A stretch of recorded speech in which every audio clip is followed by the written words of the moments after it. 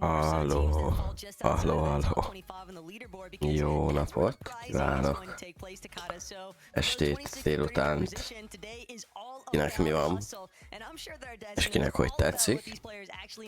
Itt vagyunk a második napon a döntővel, és már is át is kapcsolok ide, és kifolyom az orram. Yeah, there was some big changes from what we saw in the previous sort of stage of the season, and maybe what we expected when you look at the landscape of the meta. You of course look at some long-range assault rifles, you look at the sort of hit scan assault rifles, you think, right, this is going to be a sort of surge-based meta. It is not that whatsoever, and this map right here just highlights that in particular. Look at all of those players that are sort of bunched together around that Seaport City area, around that Mars Meadows area to the south of that as well. So many teams that are coming in and third-partying, and that means there's just so much space where there's no teams in and around the middle of that area for those surge-based teams to sort of tag Levin. That's the adaptation that we're seeing from yesterday. Yeah, people are going to where the action is. They're desperate for damage, and for all the teams in the mid-map who want to sit in their little surge bases and tag away, it becomes a lot harder because there's just not as many people to take shots at. And we're seeing the impact of that really sort of almost annoy certain teams, because if you are someone fighting off spawn, you're instantly at risk, right? I think instantly to my guy Queasy. Queasy always complaining about something on social media. That's what he does. But he was complaining about the fact that he's dominating the Frenchies off spawn. Hello. But then he has like a bunch of other teams looking to rotate in at Seaport as well, right? So, you know, they win against Skyjump and them, but then you have iDrop's team coming in, and then you eventually get Vanya's team that will rotate in later. So, you know, if you're on a spawn fighting team like Queasy, you have to finish your fight quicker. There's even more pressure to do that because you know there's going to be sharks swirling around the POI waiting for you. Yeah, that's why the teams are doing it, is because they have to, right? The surge damage from sitting in bases, from sitting surge No, ugye itt a leaderboard. have a really nice sort of stat graphic here to show exactly why that's the case. I mean, let's take a little look at some of the teams that this is the sort of percentage of their shotgun damage compared Úgy látom, hogy tegnap valaki nem került be egy gamebe. Érdekes. Exactly as what we'd expect from that team, box to box fighting, as we talked about earlier, some of the soft fighting, and then contrast that with Trulex, Tayson and Chicho. A második game nem került be ez a csapat. Érdekes. Yeah, it's funny, you know, those guys are like just sat in their bases, and we saw a couple examples of them fighting and it not going too well, but I think again you see the difference in playstyle there, right? Those top two teams in Veno and Teeny's team, those teams are fighting a lot more, like you said, more box to box, and then you have the teams in Vanya and iDrop who, it's a mixture of both, right? I think they're looking to maybe get the tags from a distance, and if you hit a beam, if you crack someone, if you get a knock, then you pounce, you jump in, you finish out the fight with your shotgun. So finding that balance, finding what works based off of, you know, your surroundings and the teams around you. Very quickly, Mini Miner, what are you thinking of these teams continuously, well, starting to, I guess, increasingly use the Typhoon Blade within the boxes? Yeah, that seems to be a real prevalent thing that we saw yesterday as well. Of course, we talked about how difficult it is to get damage, particularly if you are a team that likes to play outside of the box. This is an item, this is an ability that you can use that gets you right inside of that box and allows you to stay and get above the Storm Surge threshold as well. It's just so much easier, Levin. There's a clip here from Sky, which we saw yesterday, and even this next clip just highlights how important it is. Look at this, 400 damage below. Quickly get inside the box, Typhoon Blade in, damage dealt, easy, now you're above the Storm Surge threshold. So that's something that I wasn't expecting. Look, I don't have much to say other than teams are going to find these things, right, where they can get advantages. In these lobbies, it's so hard to go against the Typhoon Blade when someone's shing-shinging into your box. I heard the commentator say shing-shing more than I've heard it since Mongrel way back in the day, right? So, you know, that there was a lot of that happening, and I think we'll see even more of it today. Well, guys, we have run out of time because we've got to shing over into Game 7, so let's head back to Takato and the best taco.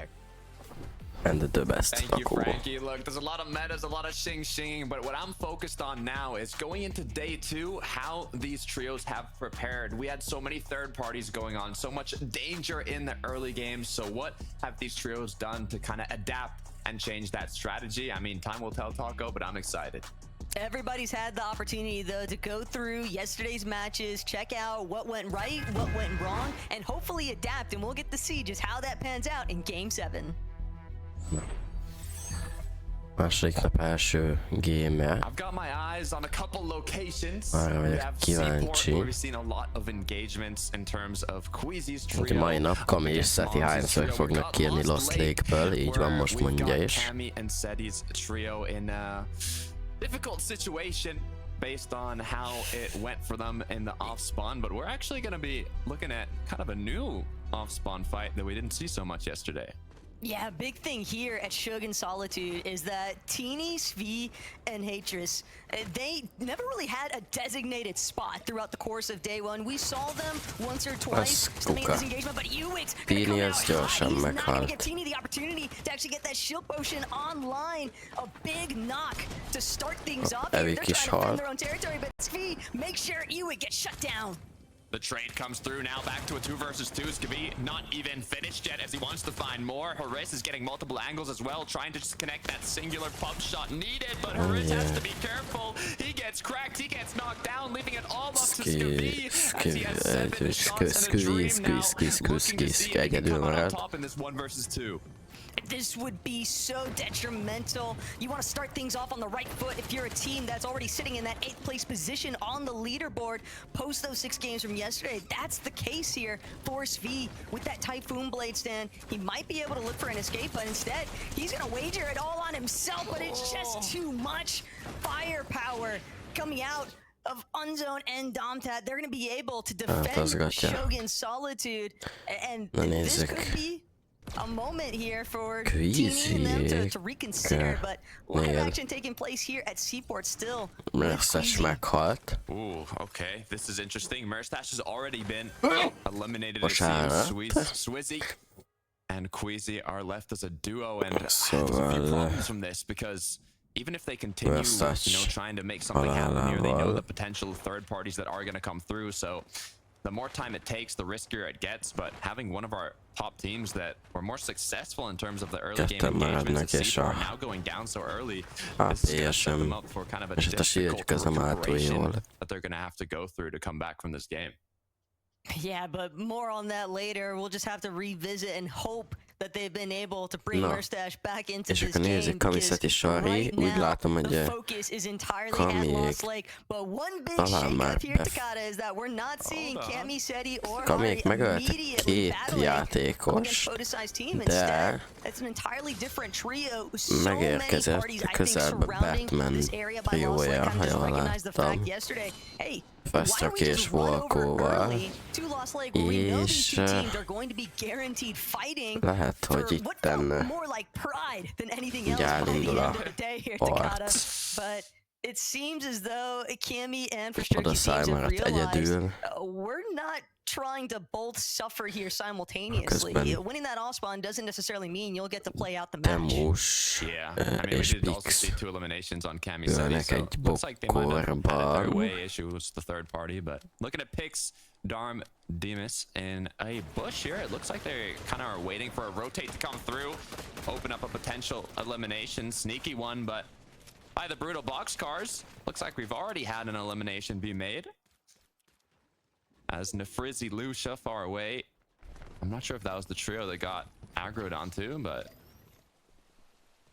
yeah, it was, it seems, as now the 2 versus 3 isn't going to be enough for them to push yet. They've already picked off one. It was Starkus, I guess, that maybe got caught off guard in a separate surge base and wasn't able to regroup in time.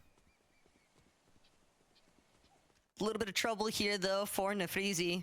This mountain span right over base tunnel outside of brutal boxcars. The problem is that some teams from the northern side of the map might begin to push their way in if they just recognize there's these 2 somewhat min-map teams kind of just caught up in a little bit of standoff here. Veno, though, just so looted up already at Flooded Frogs, and we heard it from Levin on the desk.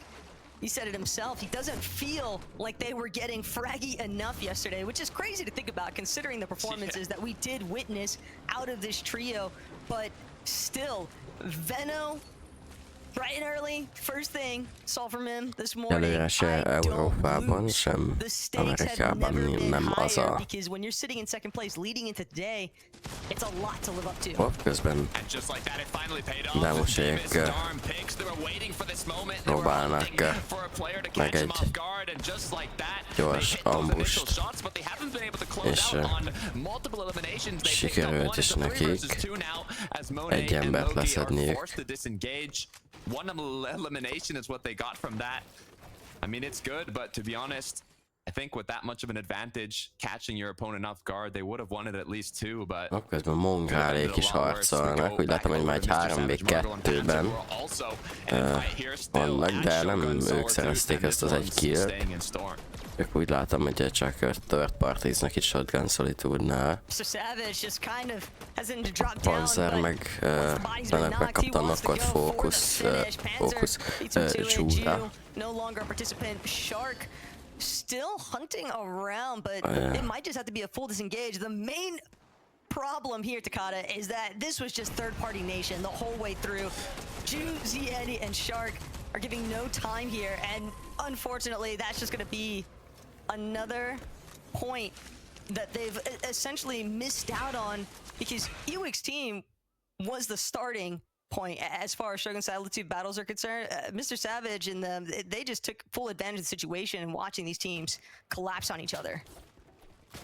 We pan back over to Seaport City though, as it looks like Shakeoff Momsy are still... Oh no, you can't let that happen. As he gets dropped down, Shakeoff on the ground now crawling, as his teammate's gonna have to come pick him up, but is that gonna be enough? Are they gonna be able to defend themselves off from the aggression that's gonna come from that knock? As now the pressure's on, defense has started. I drop Sky, Scroll, looking to see if they can successfully third party, but Sky goes down, putting it back into a 2 versus 2. I drop doesn't even have that much shield. Momsy's fully cracked, as they might even fully disengage. Scroll gets cracked as well. The pressure's on them now, as they're gonna look to do a quick reboot. Bújom az orromat, aztán itt már bazeg itt action van, hát nem engednek orrot fújni a akció mellett. Seaport City has just turned into an absolute nightmare because another team has entered the mix. Comeback, Mixon, and Blaha are not giving any rest to the Frenchies. Momsy, Skyjump, and Shakers have just been duking it out from the very beginning of this match. Több fajta. Több triót már láttuk Seaport City-ben, amikor az alapból 2 itt kezdő trióra még 2 rájött, és szintén ugyanez a 2 trió volt, mint és hát iDrop-ék és comeback-ék.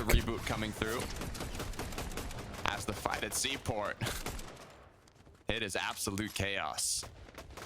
iDrop overall there has better elevation in comparison to Blaha. He's just going to continue trying to apply some pepperings, a little bit of damage here and there. Mustache also a reboot survivalist, but he's got to be careful here. Robin knows this is a team that's a little bit Vesztették most már Svizit, és most már Queasy elvesztette Mersetchet is. Úgyhogy... Whether or not he's able to even recover those reboot cards is going to be so problematic. A fully intact trio. They know just how injured Queasy is at this point too. Yeah, I mean, this is the second recovery that this trio is going to have to go through, from losing the initial fight at Seaport to now losing a second fight after already rebooting one time, forcing... Ja, majd szerintem holnap megbeszéljük a többiekkel, és akkor megcsináljuk a törét.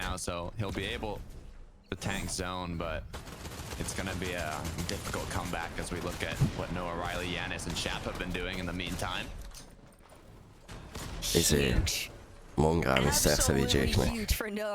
Szurkolok. If you're Venya, considering what they're trying to defend. I mean, this was our team. 4 out of 6 matches yesterday, Takada. We saw them in that top 3. They didn't even get a victory royale, and yet they were still leading the day, heading into our day 2 of Major 1 finals. So, Vanya, fully understanding, definitely a competent player. I mean, we're talking about last year even, Major 2 final success. And yet, here today, everything hinges upon these final matches.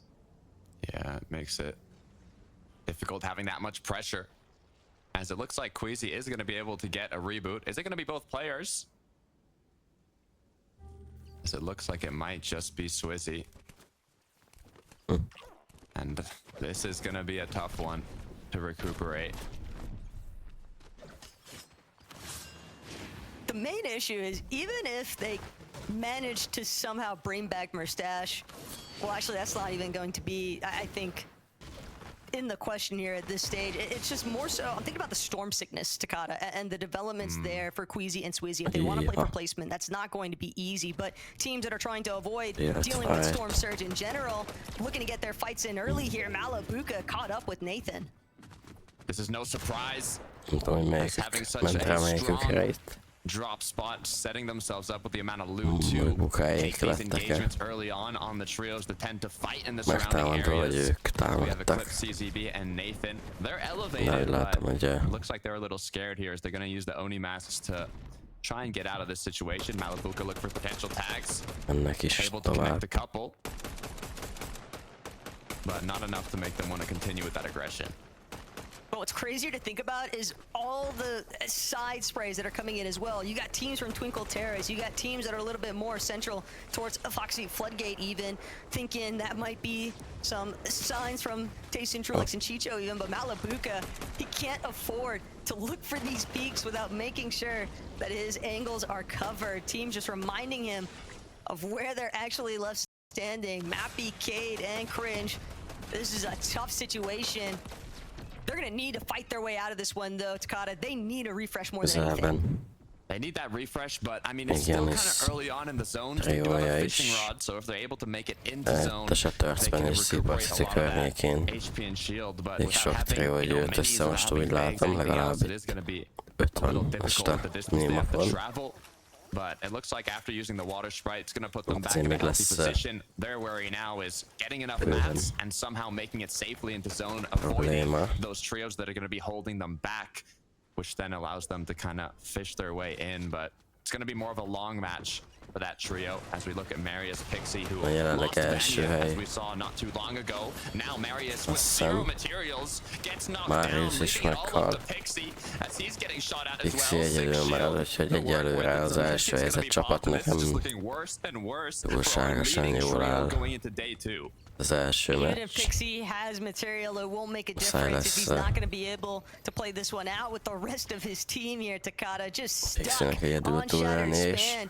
2 teams separating him from his ability to even try and toy with the idea of moving closer to zone, much less being able to recover those reboot cards. And again, considering that we are looking at our first place position team now essentially shambles for the mid game, that's got to be a huge boon, I think, to Vika's overall game plan with Benno. Kapja is a lövéseket, és valószínűleg az ellenfél tudja egyébként, hogy egyedül van, de közben Malibukáék nem veszi észre, hogy X-Quiz felugrik, Malibuka meghal, de közben X-Quiz-t is meg tudja ölni, valamint, ha jól látom, Podasite is, úgyhogy Akira 1v1-ezik most jelenleg Vox-szal. Vox 53 HP, és végül Malibuka, vagyis Ping megöli Akirát, és így fel tudják szedni Malibukát, és 3-an fel tudják illeni magukat. Bármilyen meglepő, Vico, Flix és Veno vannak a szigeten.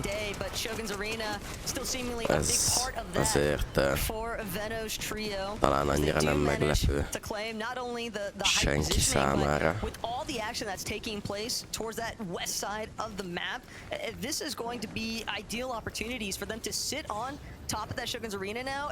Lehet, hogy a mai nap elkezdenek majd dominálni, ahogy eddig tették. De aztán majd kiderül.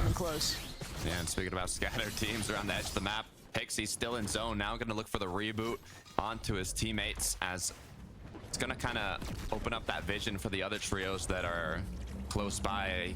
Most likely will hear this reboot and it could cause them to kind of hold them once they do make it to zone. So they'll have to keep that in mind when they're planning their rotate. If they need to take extra time to, you know, spend more in zone, get those materials, get that extra loot. Ja, közben Pixie with Giannis close by, with Noah Rayleigh Chap.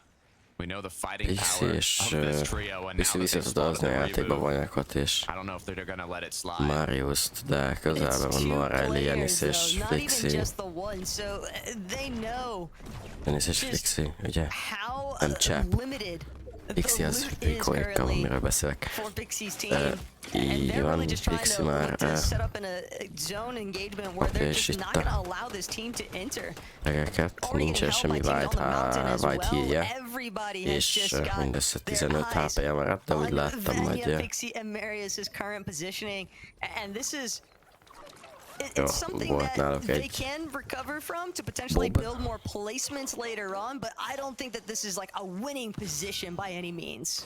No, definitely not. As we can take a look at, speaking of the top teams, what Queasy has been up to. közben Queasy, From having és to a go Merces for a megint reboot as well to once again getting into another fight. I mean, to be fair, to give them the props, they made it Queasyék pretty far meghaltak. from all they had to go through in Venónál this van match. most már So a But it's the fact that it's against Momsy, Skyjump, and Shaco's, the team that's contesting them initially, and The now all the invisibility. way through Madá. fifth zone even, still continuing to haunt them, continuing to just Ő lesz az, aki Kasperré tud majd változni. or attempting to at Közben least, úgy látom, but összetik, we'll have to ami wait and és see what Sari, azok G-Mane has in túléltek store for them. egyelőre. Veno És very happily though, starting to poise Mának in olyan prime rosszul. positioning compared to the rest of the lobby. With the way the zone is pulled now towards that northern side of the map, Takata, we are getting closer and closer to teams just being so prevented from actually crossing these small Látom, hogy points of egyelőre elevation. még Trolex, Csicsó yeah, és I mean, Jason is we élnek, talked de about it hát earlier. Veno was saying he wants to be more aggressive, but they még literally had the most egyelőre olyan eliminations in sokan nem zones 2 to haltak meg, 5, so the 77-en már van még. of yesterday. Közben Mariusék ismét fájtalnak, Pixi megpróbálja Loki-t lelőni, de Marius marad most már egyedül, Pixi és Vanyak nokkos. Nem tudom, hogy talán Loki az utolsó. Loki nem az utolsó volt az ellenféltől, de megszerzi a killt.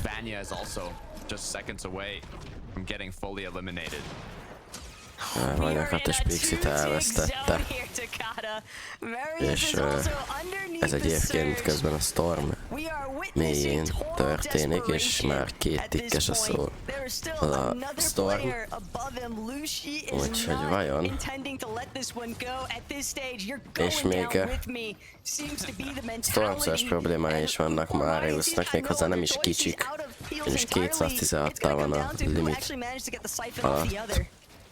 Yeah, I mean those extra points they can come in handy as Marius goes right into it. Megölte, Blasting through de as he picks up his Zenemének biztos nem volt 215 HP, úgyhogy még mindig a Storm Search hát várni fogja. 170 biló, 180 azért lesz itt probléma. Közben Mongrel, Savage és Panzer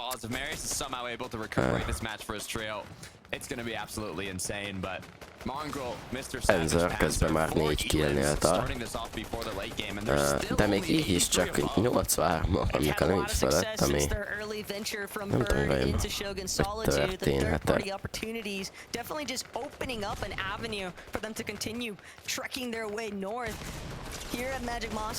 Úgy látom, Scrollt sikerült lenokkolniuk, és most bemennek a közeli boxfightba. Ezzel egy szereznek egy refresh-t, 2, szereznek egy killt, és ezzel szereznek surge-et is. Most talán okosabb lenne, hogyha vissza tudnának egy kicsit húzódni. Marius úgy tűnik, hogy meg fog halni. Zone szélén van. Muszáj lesz bevetítenie 1 HP, és meg is hal, így igaz. Közben Mongrálék, ennek már 5 kiljük van, és mind az 5 panzer nevéhez fűződik. Valamint úgy látom, hogy egészen nyugodt helyen vannak most, tökre jó pozíciót foglalnak el. trying to play this end game though. Another one of our top 3 teams in that 3rd spot specifically, but I drop Sky. The job's not finished. They've got to deal with a perfectly healthy Savage underneath. Although I drop trying to change that narrative as we speak. Gonna be forced to crank up just a little bit though. So much of his hard material having been committed this early is going to make it very difficult to continue moving, continue progressing himself. But at this point, he's just trying to play next to Sky. He's just trying to create a brief Ugyanis ilyenkor mindenki Storm Surge-et szerez, mindenki sebez folyamatosan, és ezért egyre magasabb a threshold. Hoppá, egy rappel. Talán szerzett egy kicsit, de ő is kapott egy nagyobbat.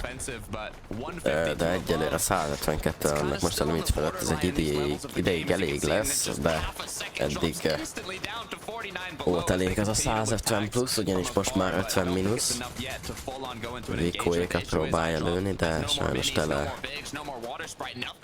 vagy hát egy viszonylag magas HP kőfalat próbált lőni, ami nem feltétlenül a legokosabb. És hát ha nincs már, nyilván ez is megteszi, csak ott sajnos abból nem lesz damage. Ugyanis ezt viszonylag könnyen meg tudják tartani. Közben high groundra próbál nézni, közben Sky-t már csapkodják a villámok, ha jól látom. Próbál mindenfele nézni Sky és Hydra. Folyamatosan kapják a sebzést. Sky próbál lemenni Mr. Savage-sel, nem tudom, hogy mi történt, ugyanis úgy látom, hogy már egyedül van. Hydra is egyedül marad. Úgyhogy itt valami sürgős. Magra lett volna szükség sürgős kiére vagy refreshre, hogy egyszerezzen healt.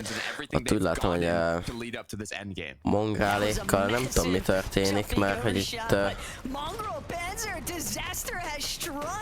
for this team. They look like they were in a relatively good position on the low ground, but now fully shocked here as Panzer holding on to his last little HP alongside Savage. They're trying to see if there's even a path forward at this stage.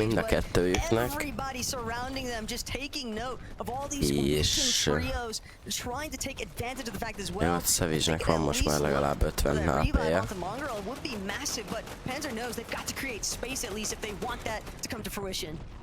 És a Storm Surge-el még nincsenek meg, közben bemennek Panzerhez. Savage-nek szólóban kell lehozni ezt a maradék.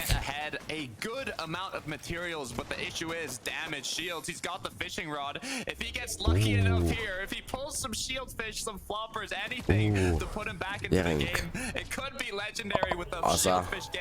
Az a horgászbot az most egyébként egész jól jön. És éppen, hogy benn van egy kis... He's just fishing for placement at this point, hoping that the shieldfish and the floppers can buy him enough time that somebody else gets eliminated in the process. A small fry even just to give him an extra little touch of HP. Ki kell healelnie ezzel a horgászattal a... Ki kell horgásznia azt a Storm Surge-et. Vagy különben semmi más esélye nincs egyedül.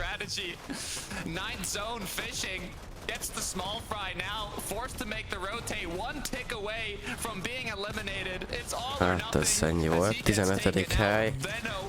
Ez egy borzasztó game volt számunkra, ők ezzel kiesnek valószínűleg a győzelemért való harcból.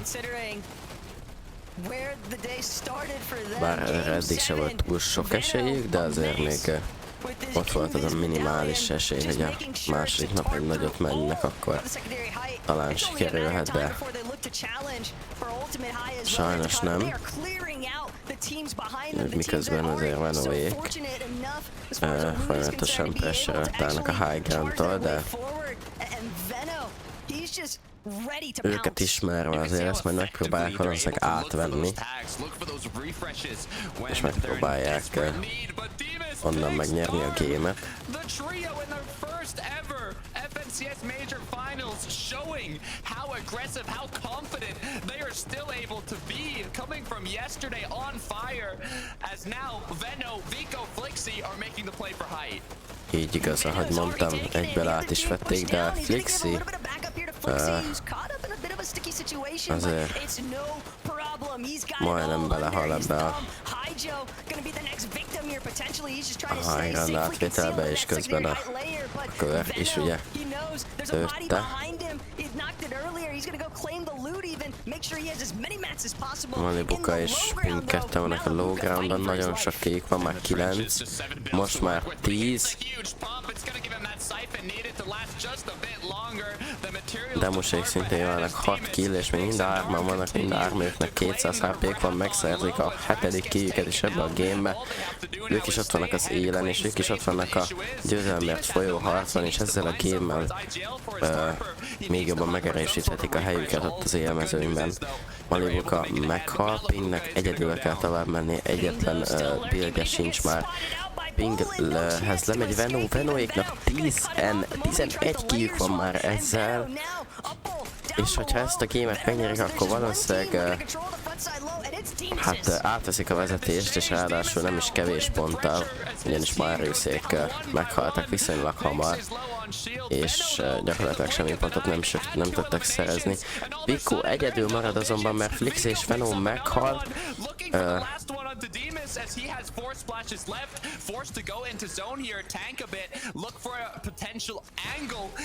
1v1 Demus versus Vico.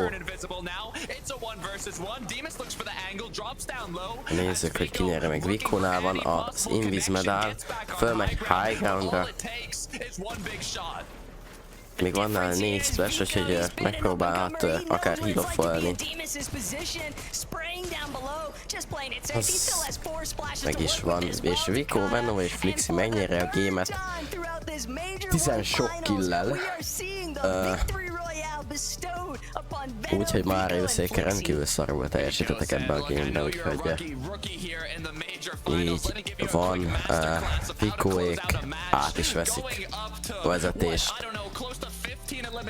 Ez a 7 gameből a harmadik győzelmük volt, és 15 kill-lel nyerték meg, ez a legjobb gamük eddig.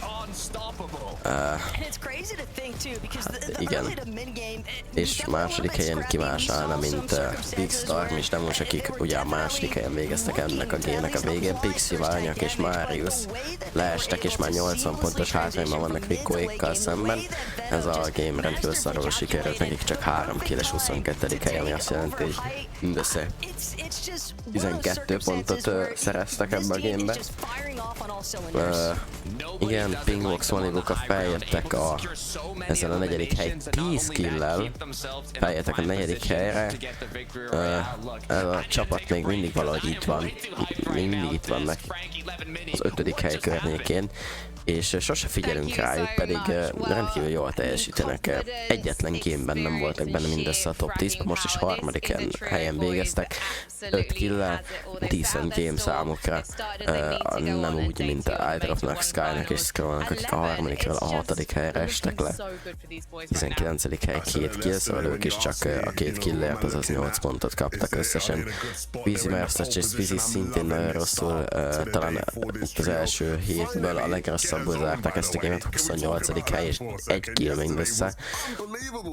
Comeback Blaha és Mixon egy 14. hely 4 kill zártak, és ezzel a 8. helyen vannak, ez nekik se volt a legjobb gémük itt, de egyelőre még azért ők talán itt a top 5-ért való harcban benne vannak, de a győzelemért már nagyon nehéz lenne nekik, hát nagyon nehéz lenne megszerezniük. Aztán itt van Tini, akik a tegnapi utolsó game és a mai első is nagyon rosszul sikerült, ők haltak meg, ugye először láttuk, és ezzel sajnos csak a 9. helyen állnak, akár csak Nakó és Király, akiknek egyébként annyira nem sikerült rosszul ez a game, 12. hely, szóval közé a placement pontokba is belenyúltak 4 kill-lel, de ez nekik se lesz elég ahhoz, hogy feljebb lépjenek a tabellán, ezzel maximum lejjebb fognak menni.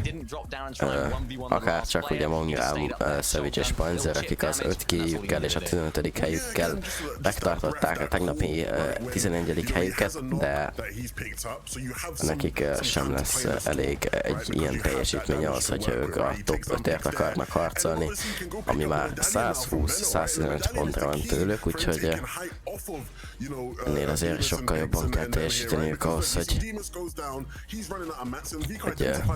azért a top 5-ért való harcba és a nagyobb pénznyereménybe belenyúljanak. Úgyhogy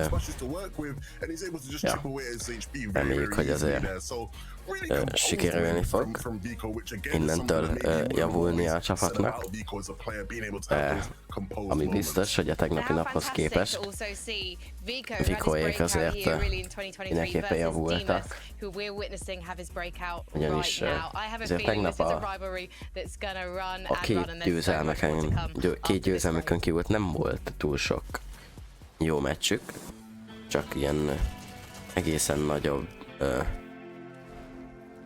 bukók voltak, sokszor problémák a Storm Surge-el.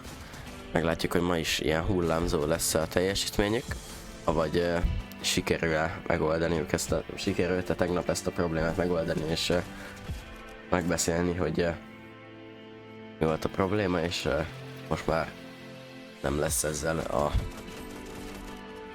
nem fog ez a probléma fennállni nekik. Eddig az első game alapján úgy tűnik, hogy sikerült megoldani, de tegnap is nyertek 2-t, úgyhogy majd meglátjuk, hogy mi lesz. Reménykedjünk, hogy... és hát... majd meglátjuk.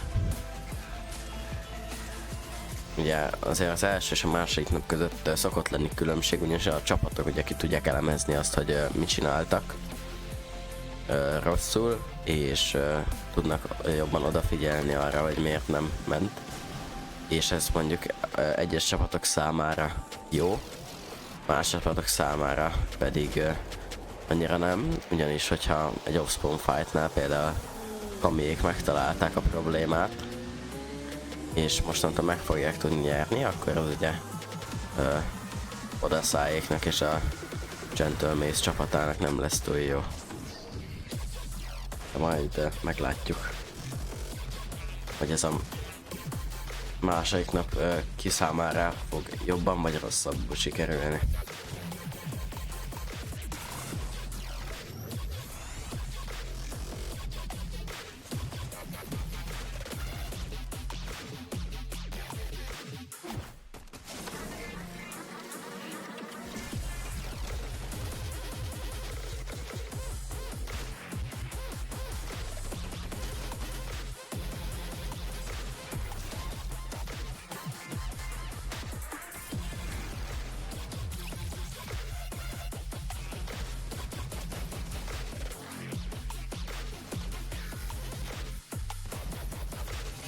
És akkor a végén összehasonlítást is csinálhatunk, hogy az első napi pozícióhoz képest a második nap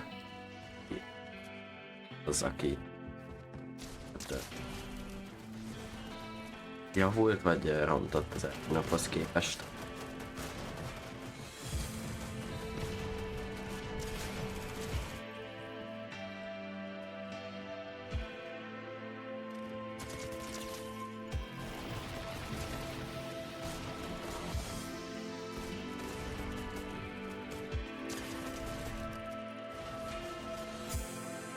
Welcome back to day 2 of the FNCS Major 1 Finals, and Europe is truly representing today because we just witnessed the greatness, the fitness of Flixie, Venno and Vico. What a 1v1 between Vico and Demas, and there's plenty more to talk about from this game. One of the things I want to draw people's attention to very quickly is that the top 5 is surely left wide open now, because actually 3 of our trios who were in the top 5 at the end of day 1 actually went down early. So we lost Queasy's trio, Sky's trio, and Pixie's trios, and as you can see, that's clearly had an impact on the standings, Benny Miner.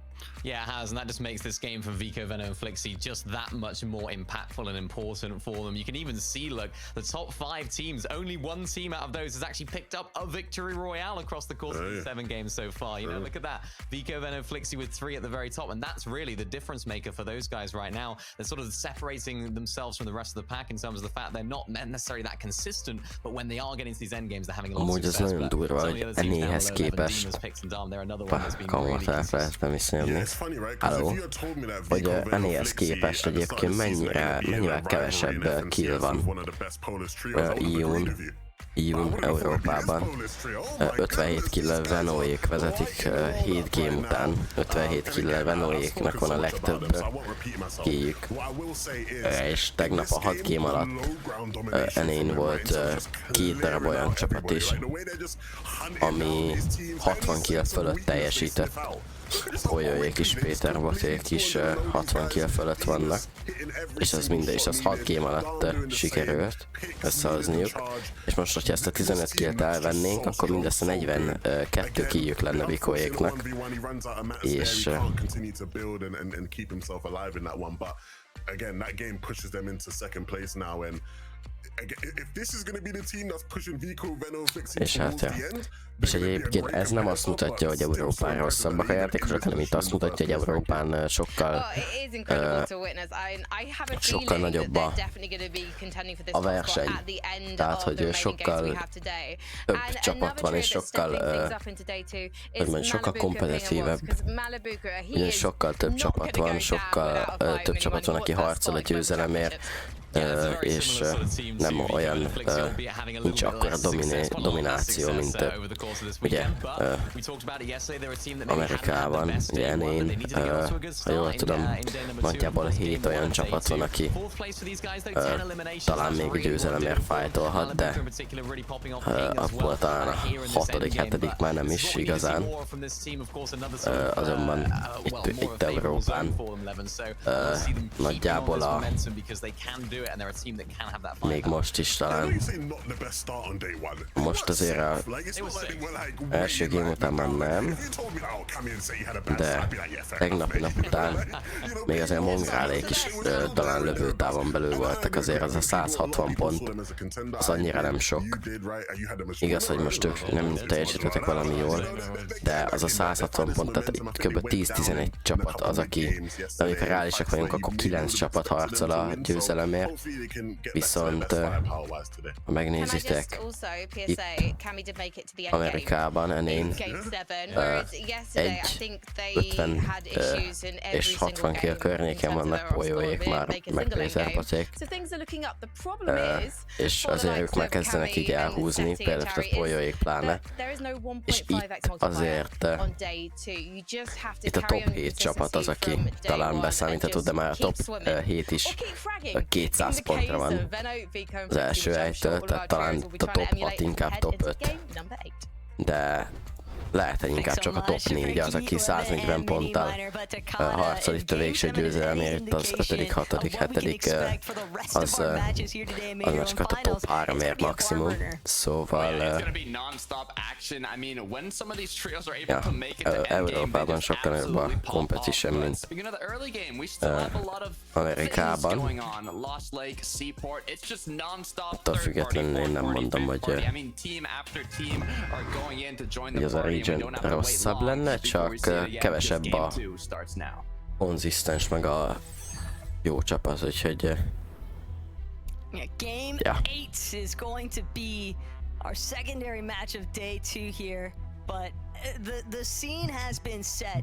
All of these teams, particularly the ones surrounding the southern edge of the map, have just been under such heavy fire from a battery of third-party circumstances. If you're not finishing your time to elimination for these fights in like 30 seconds or less, it seems as if everyone and anyone is going to come over and interfere. Yeah, UX and his trio that actually ended up taking out Harisk, Gavi, and Tini in the last match. They're actually also in their first ever FNCS major finals, so seeing them take out a veteran trio that's so good at fighting as well is quite impressive. We'll see if they're able to do it again here, though, as Haris is looking for some connections with the SMG, but as Kavi has already been cracked, the pressure has been put onto him, and so far it is just kind of angles back and forth. But a Seaport, Nézzük, Seaport, City-ben a 3-3. Quizzy, Swizzy. Merced úgy látom, hogy gyorsan megszerezték az első kill. Quizzy got dropped down to just a sliver of HP, but it doesn't matter as long as they got that elim. Gyorsan be kell fejezniük a 3-3-at ahhoz, hogy fel tudjanak készülni az esetleges third party-ra, a többszörös third party-ra, ami közeledhet. Például ugye iDropék csapata, valamint Blaha Mixon. They're likely going to have a massive advantage with establishing themselves in Seaport. It's better to just rotate elsewhere for Surge. Csapata. Taking a look again here at Teeny Harris. Teeny közben megpróbál felmenni. Egyelőre senki nem ölt meg senkit. Itt az első kill Teeny-ek oldalára. De úgy láttam, hogy közben ők is elvesztettek egy csapattársat.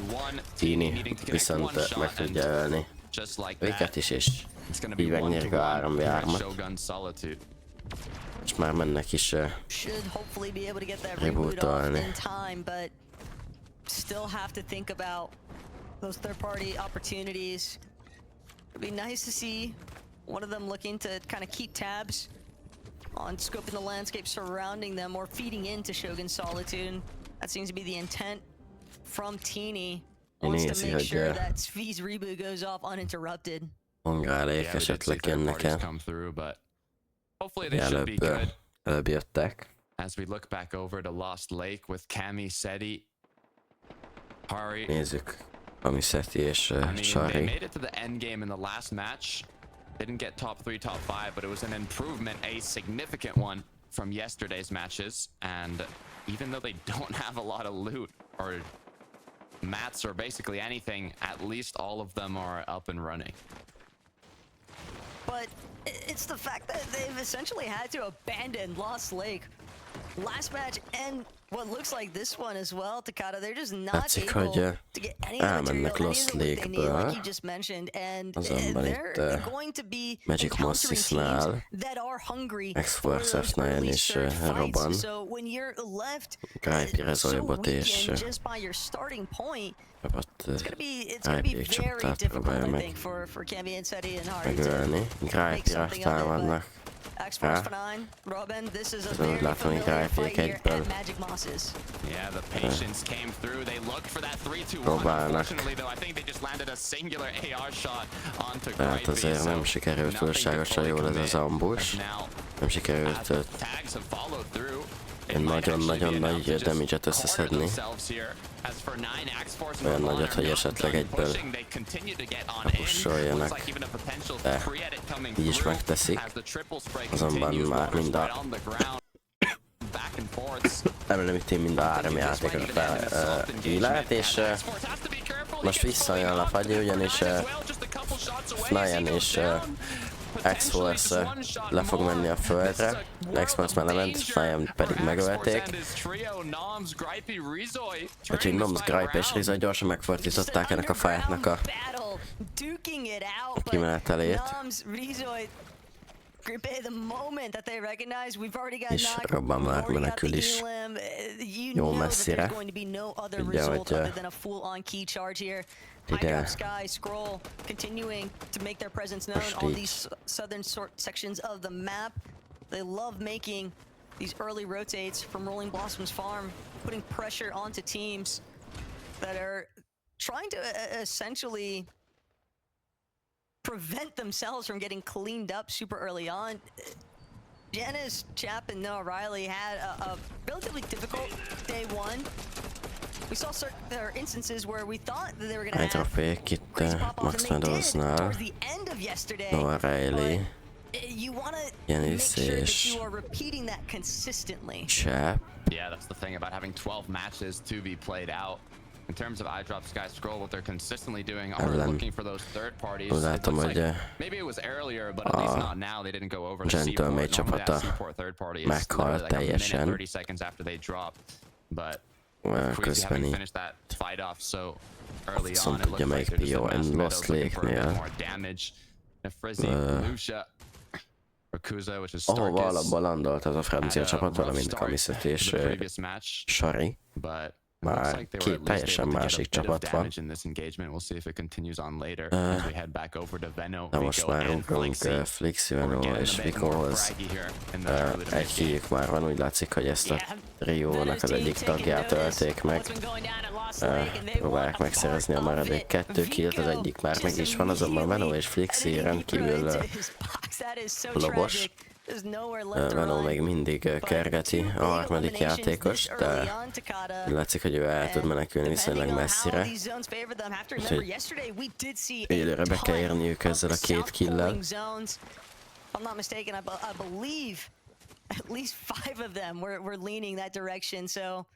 Knowing that it might be a little bit more favorable for them if the zones continue to pull northern like they did in Game 7.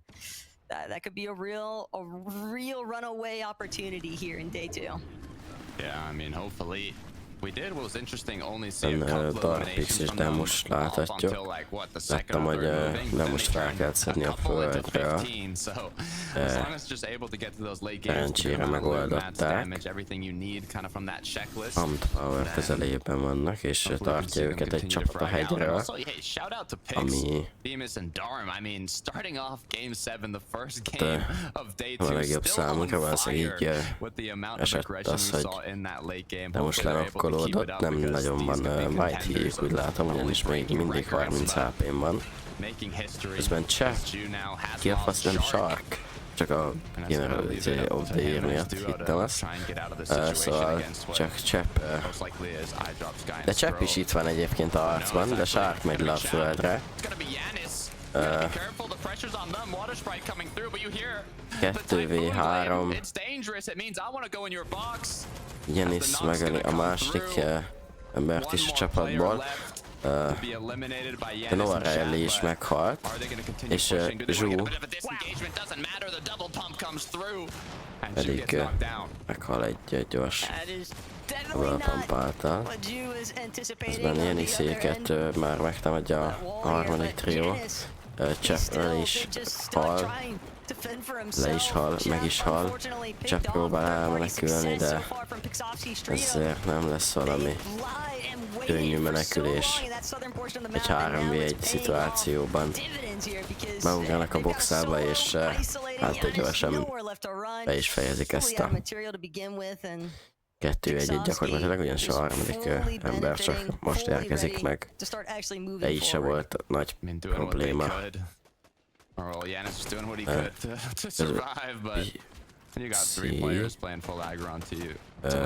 Vanyak és Marius próbálnak killt szerezni. 2-t már szereztek, és Cringe valószínűleg a harmadik áldozatuk. Az utolsó játékos a csapatból, akit még életben hagytak egyelőre. Természetesen nem saját szándékból, hanem Cringe némi ellenállást mutatott.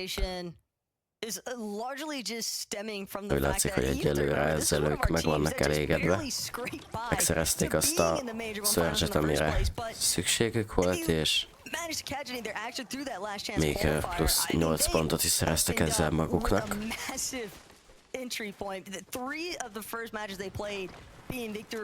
Nekik most ez egy rendkívül jó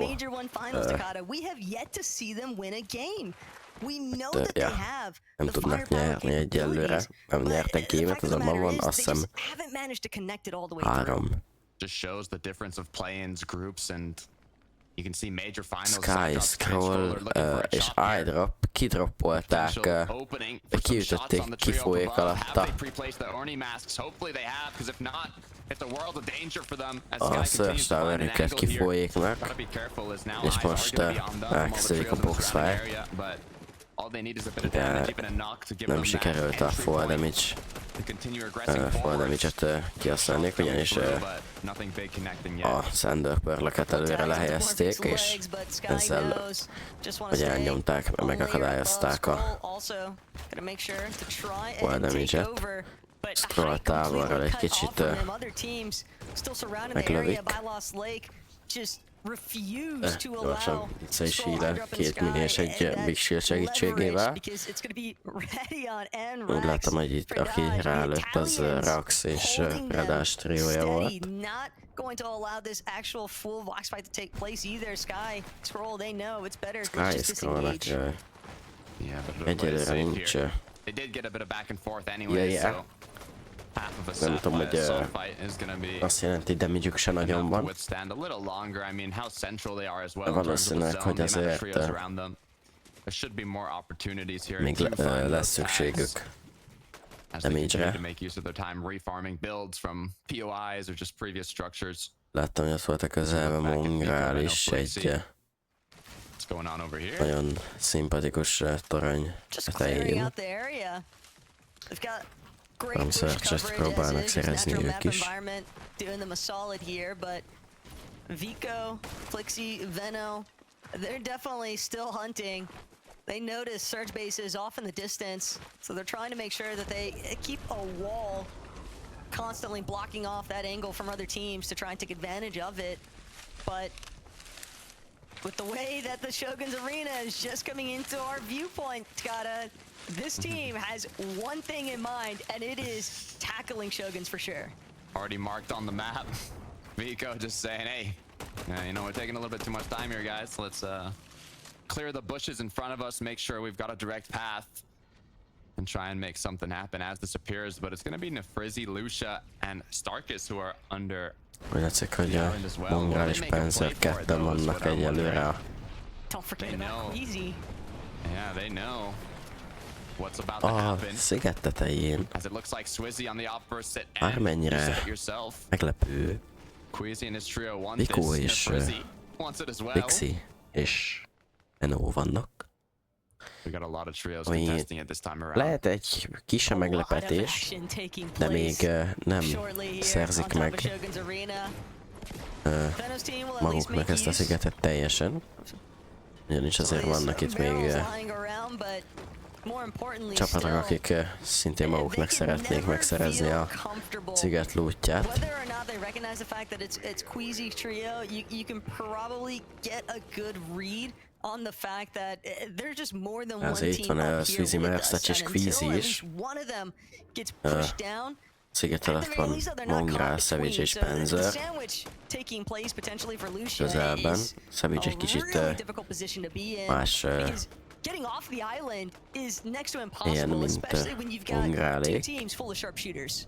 Maybe De you won't want to get off the island anytime soon, though, because due to the zone, I mean, biztos I van think ott a there's a híd decent alatt chance valami. that this island actually does pull towards the later Érdekli zones in the őt. match, so they might be able to use that to their favor. But the issue is now, you know, getting aggression from the Shogun boss is going to cause a world of chaos egyelőre on any trio that a gets it. So in the meantime, it is szigeten just going to be nem look for megy a tags harc, and hanem csak kind of wait for an opening if they ever do want to try and take on that boss with the other mindenki trios Storm around. Surge-et próbál szerezni a sziget tetejéről. Shogun just waiting for an opponent, waiting for an enemy.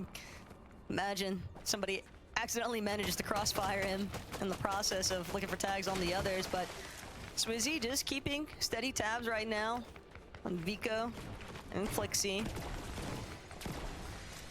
It is nice though, all of the valuable resources, the material that's actually provided, and like, obviously the viewpoint as well from being so far up in comparison to the rest of the lobby. Mongrel and Panzer specifically are going to need to be really careful in that surge base because Queasy knows exactly where they're at.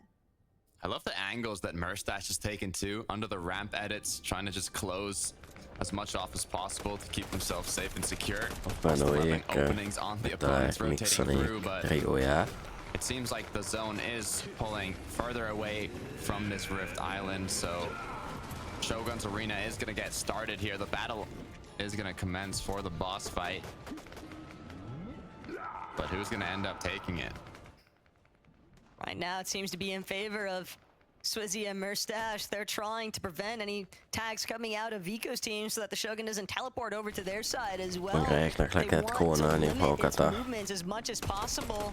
Savage still having to be incredibly wary, a not bizonyos just of the team sziget up on the miatt. Shogun's arena, but also the teams directly surrounding his area. Egyetlen killet sikerült összeszedni, kíváncsi vagyok, hogy mikor és hol. Valószínűleg egy távoli spray után sikerült Savage-nek valakit elokkolnia.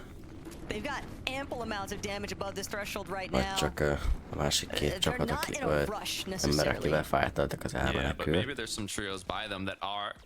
Akkor a Fenóval lenokkolódott. Lixit letúrják a levegőből, vajon meg fog-e halni? Vico egyedül maradt fenn a szigeten. iDroppék is közben Lussal lenokkolt a Flixit. Úgyhogy Vico egyedül marad. Próbál itt a szigeten okosan sneakelni, de úgy látom, hogy pont ebben a másodpercben, amikor elváltotta.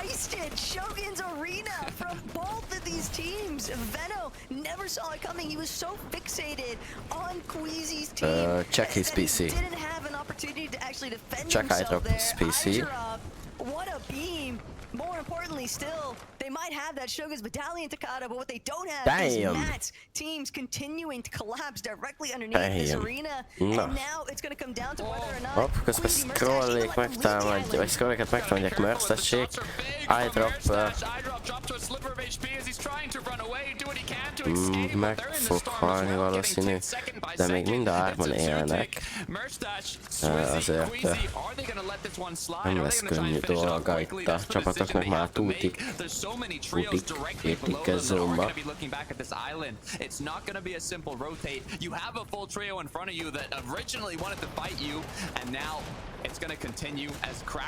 Folytatódik a fight. Mersztesnál egyetlen Chuck Splash marad, nem tudom, hogy a többieknél mennyi van még. Semmi baj. Oh. They might not have time to stick around. Only one splash left on Merstash, and Queasy knows they can play the barrel for a time being, but they need to get off the island. They don't want to get caught up for much longer than what they need to. Tudom, hogy Vico meghalt el, Mersztesséknek 900-zal van többször csak, mint a kellő. Ami viszont baj lehet, az Sky Scroll és iDropnak a ször szituációja. 138-al vannak a limit alatt, de valamint azt láttam az előbb, hogy Vico-ra próbált Vicon próbált teget keresni, úgyhogy Vico még él. Sky közben meghalt valószínűleg a Stormtól. Malibukáék nem tudom, vagy Mersztet szerezte meg a killt. Scrollnál van az Invis medál. Ki kell használnia.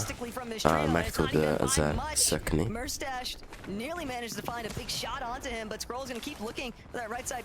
Scrollnak muszáj lesz beugrani a boxba, ami segíthet azért.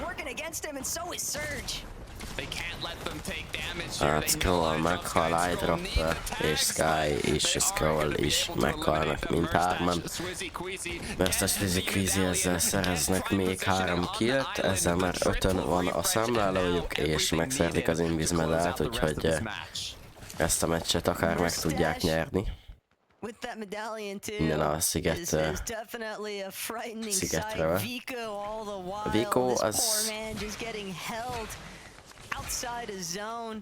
Vico az tankolja a kört, mint az Atom tesó. Vico az...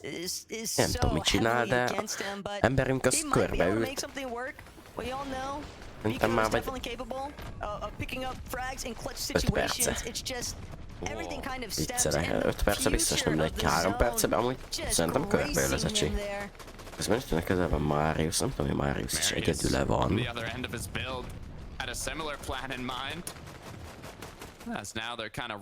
Nem, neki itt van a csapattársa, Pixie.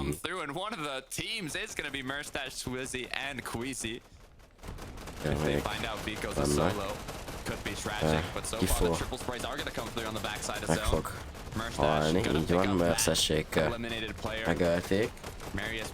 megszerezték az ilyen refreshet, amit ő szolgáltatott, ugye ami nála volt. Materiál és egyéb jóság, azt így megszerezték most maguknak. Szemi, Komiset és Sari még mindig élnek, ami ez most már, ez már második game a mai nap, hogy túl tudnak élni, és tegnap az utolsó gamebe is túléltek, hát az early game-nél tovább, úgyhogy gyakorlatilag ez már a harmadik game-ik, ahol nem oszmoltak meg a francia Gentlemate csapat ellen.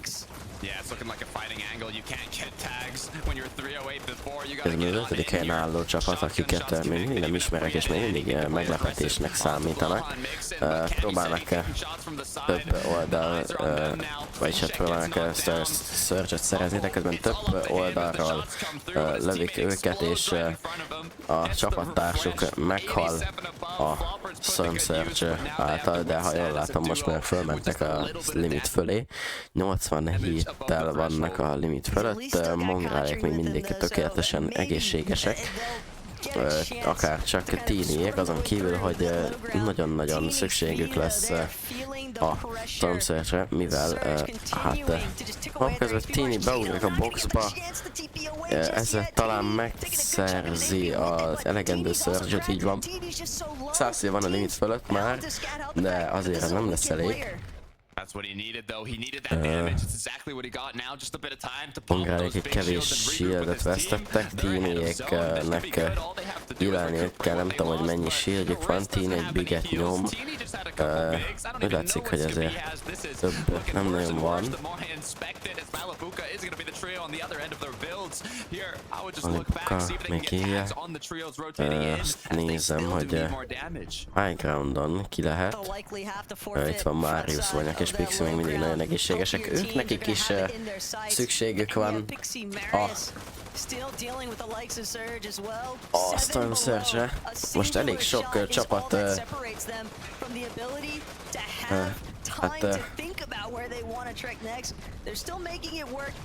struggle-el Storm Surge ügyileg, ezt nem tudom, hogy magyarul hogy mondják, mert nem tudok magyarul. Szenvednek a Storm Surge-el, akár így is lehet mondani. Rész egyedül marad. Mongrál megölte Teenie. Tyson is meghal, ezt így a feedről látom, közben Rax is meghal, Malibukáik frontside low groundon, és Fizi és Mersac vannak a high groundon. Vajon meg tudják, Mongrálék még mindig egyébként egész egészségesek, még mindig látom szetéket, rész már csak 34 HP-val és 10 build-el ül heal nélkül egy faboxban, és próbál valamit megoldani. Nem biztos, hogy legjobb emberekre, ugyanis Malibukáékra próbál meg ránézni, és Swizzyék alól most kitúrják a high groundot, mégpedig Marius, Pixie és Vanyak talán megpróbálták volna átvenni, de egyébként ez nem sikerült nekik, ugyanis Mersacsik fent tudnak maradni, de Mersacnál már csak 6 darab építőelem van, és most Mongrál, Savage és Panzer próbálják meg átvenni a high groundot, és meg is szerzik, és tegnap, amikor Mongrálék átvették a high groundot, akkor meg is nyerték ebből a gémet. Kíváncsi vagyok, hogy most ezzel a high ground átvétellel ismét meg tudják-e csinálni, úgyhogy ezzel a gémmel talán vissza is jöhetnek a harcba, amit sokan régóta nem látom, az Vico, de Vico valószínűleg szólóként már meghalt. Pixie viszont még Mariusszal ketten vannak, és talán még egy néhány placement pontot, valamint egy-két killt még össze tudnak szedni. Majd meglátjuk, hogy mit csinálnak. Mersac, ez közben bemegy, azt hittem, hogy enemy boxba, de nem, Swizzy boxába megy bele, aki a csapattársa, úgyhogy az annyira nem gond, de itt van mellette Marius és Pixie, ők is ketten vannak, akárcsak Swizzyék, úgyhogy ez egy fair 2v2 lehet. Közben Panzerik ráugrik valaki a high groundon, Mongrál majdnem meghal, Mongrál meg is hal közben. Panzer is le fog menni talán a földre. Úgyjaj.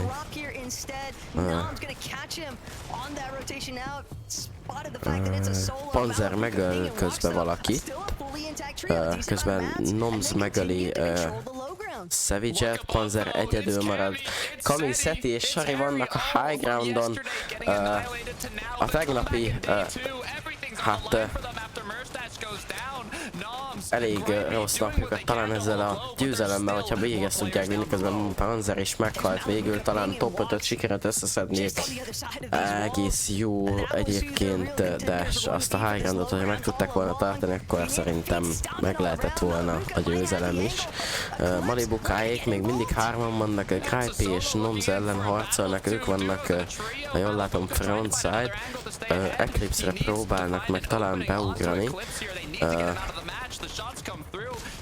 Vox megöli Nomsot,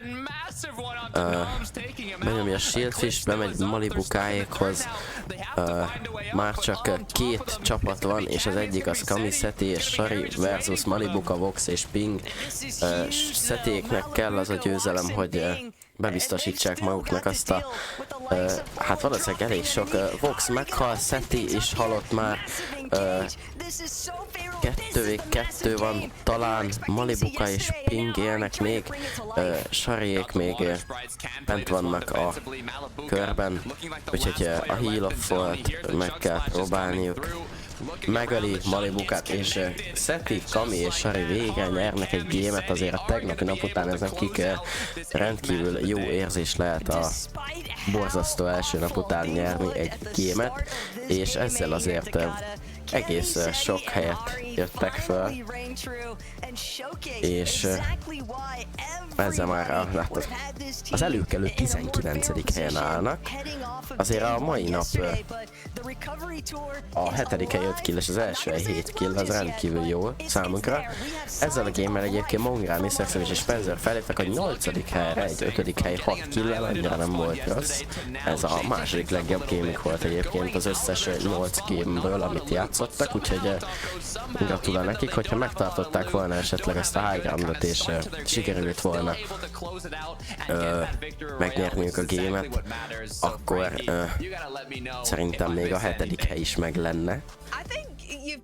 Talán, de itt azért itt a 8-9-10 nagyon közel vannak egymáshoz, azonban a fölött már elég kezdenek elhúzni a csapatok, főleg itt az első 2-3-4 helyen, ugyanis Vico, Beno és Flixi még mindig tartják.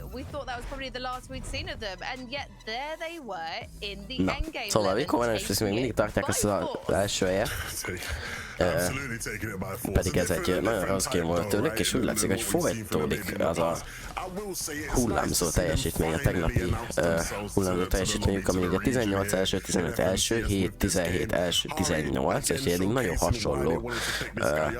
hasonlóan kezdik a napot, egy első és egy 18. helyen, csak most fordítva először nyertek, és aztán egy 18-at.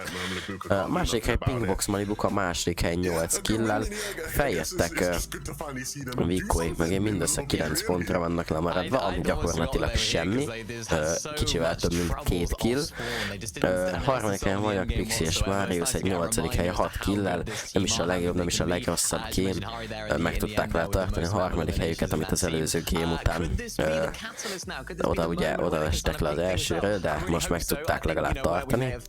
X-Darm és Demus most egy nagyon rossz game-et mentek, egy 22. hely 4 kill-lel, úgyhogy itt nekik ez egy viszonylag rossz game lett. Itt Swizzy, Queasy és Merstach vissza tudtak jönni egy kicsit ezzel a 6. hely 10 kill-lel, és ezzel lejjebb taszították a meglepetés csapatunkat. Én most már csak így fogom őket hívni, ők a meglepetés csapata a hétvégének számomra. Skyscroll és iDrop egy nagyon rossz gémet mentek, 20. hely 1 kill, 7. helyet foglalják el ezzel, Mongralék pedig az 5. hely 6 kill-lel fejeltek a 8. helyre, úgyhogy ők most ezzel meg tudták legalább javítani. Nathan, CZB és Eclipse egyébként. Közben egy 3. helyet azért összeszedtek így csöcsönbe, azt észre se vettem, de ja. Mungrálék alatt egyébként még ott van Blahamixon, és comeback egyébként nekik a tegnapi nap sokkal jobban sikerült, majd csak 2 darab 14. hely, 4 és 3 killel. Hát néhány placement és néhány elimination pontot szereztek a mai nap mindössze, akárcsak Piniék, akik ezzel a 13. hely 5 killes game-mel, hát nem sikerült feljebb jönniük a tabellán, úgyhogy ja. Aztán itt van Champions és Noah Riley, akik ugyan nyertek tegnap egy gémet, de a mai nap még mindig nem tudnak jól teljesíteni, 29 és 19, 17. hely, 3-3 killel, valamint itt van ugye Szetikami és Sarékikának a tegnapi napjuk teljesen egy borzasztó nap volt, tehát hogy a legjobb meccsükben is egy 19. helyes 6 killes game volt. Ez volt a legjobb meccsük, úgyhogy itt is mindössze 6 killért szereztek pontot, de a mai nap azért már sokkal jobban megy nekik, a 7. hely és az első hely azért felhozta őket itt az alsó 3-4 helyről, a felső itt a középmezőny alsó részébe, középmezőny közepe fele inkább, úgyhogy ja, itt úgy gondolom, hogy a győzelemért folyó csata, itt 130 pont van Vikóék és iDropék között. Nem tudom, hogy nekik még lehet-e beleszólásuk. Talán. Majd meglátjuk. Mongráiknak már nem hiszem, de Mongráiknak még mondom, még mindig nyitva áll ez a top 4, talán még a top 3-at még esetleg meg tudják csípni, de azért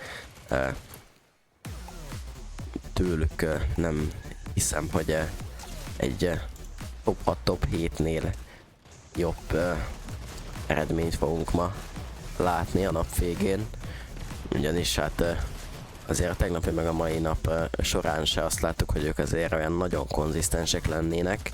A top 10-be mindössze 3-szor tudtak bekerülni a 8 meccs alatt, úgyhogy ha csak nem szedik össze magukat és nem sikerül valami komolyat alkotniuk, akkor én nem nagyon látok esélyt a top 5-re, de azért egy top 10-et én simán látok bennük. Azért a top 10 az azért szerintem megvan nekik, az bennük van. Úgyhogy ja, egy pillanat, csak már megint ki kell tudnom az orra, mert praknyos vagyok, nem tudom, én nevettem, bazd meg. Csinálj ilyet. Mondjának valaki, csinálj ilyet, én nevettem, na mindegy. Kicsit fogyatékos vagyok, na baj. Na, ne legyen. No, that's definitely not the case at all. They didn't have a very good start at all. 19th place for this team. Really, really nice for them. Boosting their way up. This is exactly what we know that they can do. Nice victory route from them. That was probably the most messy game we've seen in terms of high ground takes. So they were able to sort of take advantage of that really well. But I'm just looking at this sort of top 5 right now. Look at how close it is. Vico, Veno, Flixi went down very early there. 18th place. So they didn't get any placement points there. And that's why their points haven't gone up too much. But look at that ping. Wox, Malabuka closing in really, really closely right now, and it's all down to this game right here. 11 really, really nicely played. A second place, of course, in the end, and I mean, wow, this is exactly what I expected from this team, and I'm really glad that they're starting day 2 with a plum right now. The standings are so volatile, but it's good to see these guys rising. Because when you know, when I was Mongrálék itt ilyen konzisztens top 5-ös gémekkel, mint amilyenket most mentek, el tudnának jönni egyébként simán szerintem a top 5-be. Mondom, sajnos nem látom bennük azt a... You just don't want to be on the same layer as these guys in mid game or in end game, sorry. Right, like they're just a nightmare to play against, and nem látom a játékukban ezt a konzisztens top 5-öt folyamatosan. And again, if they can keep playing like that, keep putting them in those situations in the end game, they're gonna cause havoc in this lobby, and they're gonna keep rising in those standings and give, you know, Venovico Flixi a good run for their money. And just a reminder, if you missed yesterday's pre-show, Minimine actually predicted Malabuka's trio to take the Active Champions, whereas 11 put them as the runner-up because 11 actually put Vico, Veno and Flixi. So the two of you are looking like your competition is going to be the fiercest of all. These trios representing you, your reputations are on the line. Let's talk about the mid-game of the game that we just saw, because Mindössze 28-án, szóval az érdekes egyébként. Úgy kiemelném, hogy ha nem ölték volna meg Szetiéket, ha nem szetékelik meg őket, akkor valószínűleg Szetiék most elképzelhető, hogy ők is ott lennének a top 10-ben, akár a top 5-ben. Ja, a mai napi két meccsük alapján meg volt nekik ugye ez a top 7 meg a top 1, ugye? Top 7 meg a Winnel, szerintem ha így tudnák folytatni a mai napot, és majd azt ugye meglátjuk hamarosan, hogy fogják folytatni. De hogyha a tegnapi napot is ugyanígy tolták volna, akkor simán benne van, hogy ők ott a top 10, top 5 környékén harcolnának, akár egy győzelemért is. Csak hát azok az off-spawn fightok nem jöttek be nekik túlságosan sajnos. Úgyhogy ja, meglátjuk, hogy folytatják a mai napot. We saw it with Queasy, as you mentioned. They, of course, ended up being the team that managed to claim the island. But what happened when they took high? They didn't have the materials to hold on to because they were battling it out with all the other teams that were up there. So now, once that was the island, that was the sort of easy win condition for these teams. Get up there, make sure you save all those materials. Now you have to fight for that position, and that, of course, expends so much of that material and that ammo that you were saving from doing it previously. So that's why Queasy's team didn't quite have as good of a day there. But I'm excited to see how this island dynamic changes now throughout the rest of the day. Levin, what does this mean for Veno, Vico and Flixie's game plan? Because we saw them rotate early. They didn't go for the medallion. That went to Mustache in the end. I'm just wondering, given that it was such a key part of their game plan in day one, do you think that's going to change today? No, I think they just need to be a bit more aware and play the long game a bit and realize that realistically they can handle anyone in a fight. They just can't give early damage away like they did to iJob's trio. All right, well, everything's to play for the Acts of Champions, but also the island itself. So let's head into game number 9 and let the showdown begin. Thank you, Frankie. So many things to keep in mind. Island battles, off-spawn engagements continuing forwards. I mean, we had Cammy, Seti, and Harry who came out, I mean, basically in shambles from their drop spot and ended up winning the whole match. Cammy, Seti, Harry, Chari, Shari. Yeah, it's just really impressive how teams are able to find themselves or put themselves into those winning positions despite what might look like a relatively scuffed early game. So Shogun's Arena, though, is going to be the real key factor here, I think, for me, as far as our top 5 teams are concerned. And we'll get into the action now with Game 9.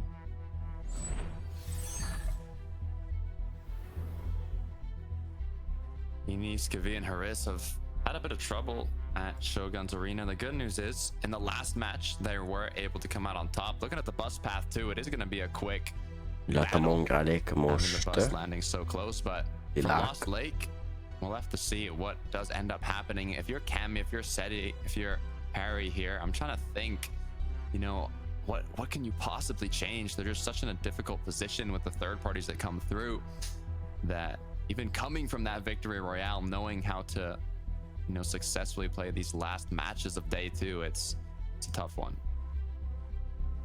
Seaport City and Lost Lake are just 2 central locations on the map where seeing any form of success, considering the way that the competitive meta has essentially extended towards fighting on the outskirts of the map being the priority, but fights are still going to have to take place here. Mustache big pump to start things off. Látom, hogy megszerzik a második kilt is. Mustache-ot azonban megölik, és meghal a harmadik Solari csapat is, és ezzel Queasyék gyorsan megszerzik a... Na de nézzük, hogy itt Lost Lake környékén hogy állnak a felek.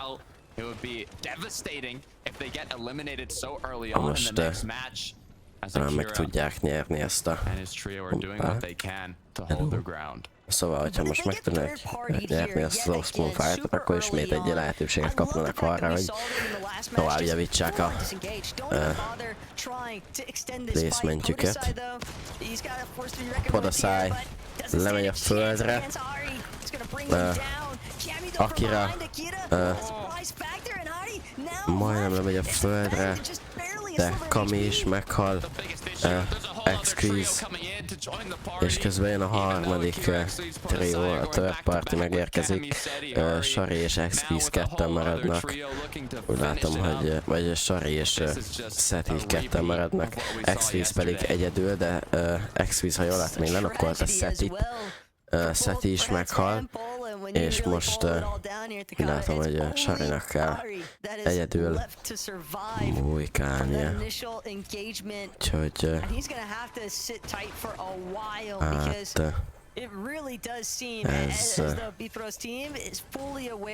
ez érdekes lesz.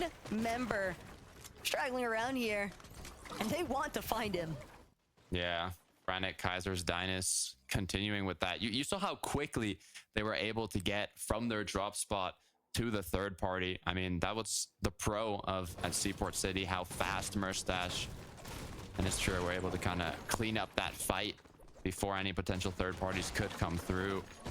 But for Ping Walks and Malibuka, not only feeling confident going into this match with their place on the leaderboard, but also having 3 elims off the rip to back it up. How did that even happen? Volko, it's going to be the starting point here, it would appear. Walks, big cleanup, and he just continues it as well. Közben Malibukáik is már megöltek egy egész triót ezzel. Kezdő Storm Surge kezdőszet megvan.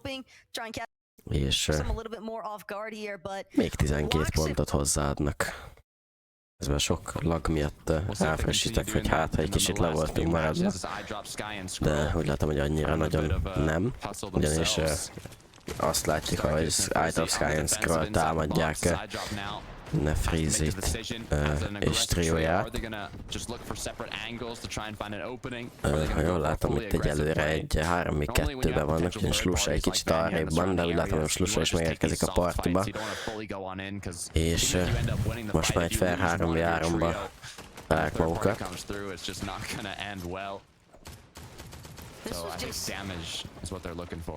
It's just such a quick extension though from iDrop's team. So soon aggressing southern portion at hopeful heights, and it's the fact that they decided to strike before Vanya's team has actually gotten into position, because all day yesterday we saw Vanya, Pixie, Thaddeus, they were typically the ones engaging to start things off with the teams at hopeful heights, but now iDrop caught off guard entirely. Monet was just stealthy as ever, waiting on that turtle for him to rotate through. És Loki is érkezik már a harcba. Scrollék így ketten maradnak.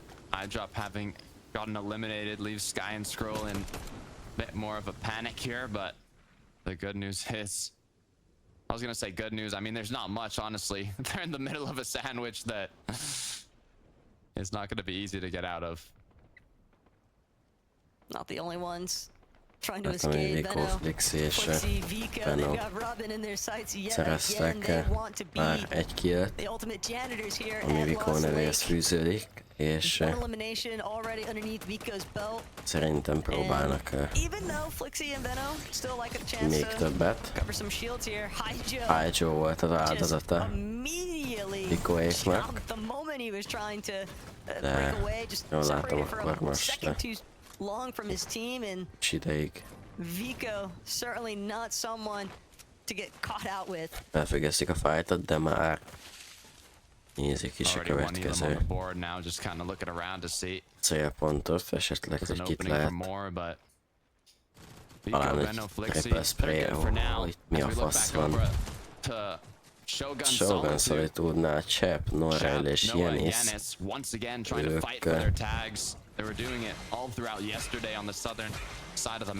azért nem nagyon láttam őket, de az igaz, hogy ők itt vannak ugyanúgy a déli részén a mapnak, amit a kommentátor is mondott. Hogy itt próbálták meg a szörcsöket szerezni, és úgy látom, hogy most ezt egy... tehát egy ZND, ez így tegnap óta átnevezte magát Z-Fixed Servers-re.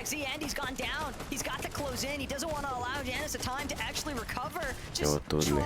Shark az próbál kimenni a boxból.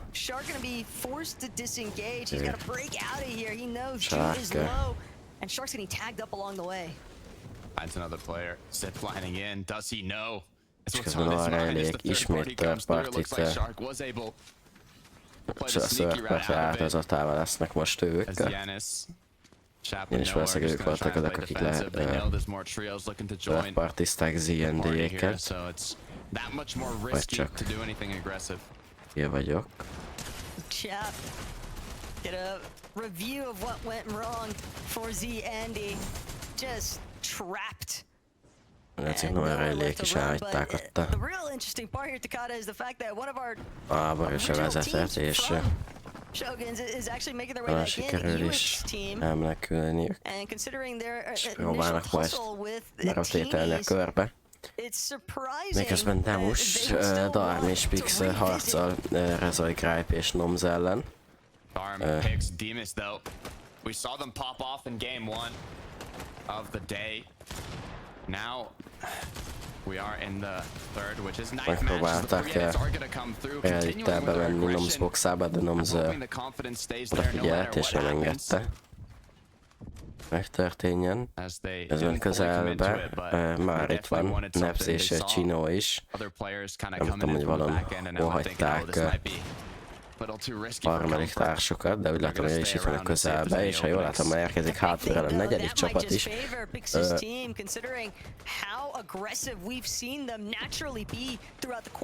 Ilyet ma még nem láttunk, hogy webcam is van.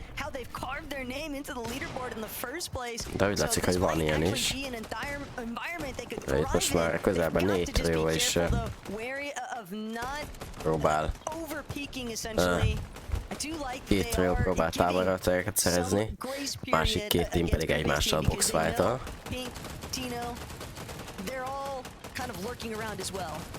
They got 22nd in the last match, so it would be quite tragic if they end up going down again in kind of the mid game as they look for those fighting tags. So might just cause them to play a little safer, but Előre még, ha jól látom, nem igazán történtek itt killek, azonban távolban, itt a közelben. Stand against some of the veterans in the lobby as Pink, Még Chino, több and Nebs are gonna csapat wanna join üti as fel well. a Pix gets a fejét, nice little trade-off, és most már as I think this is all 5-6 they're trió looking van a for.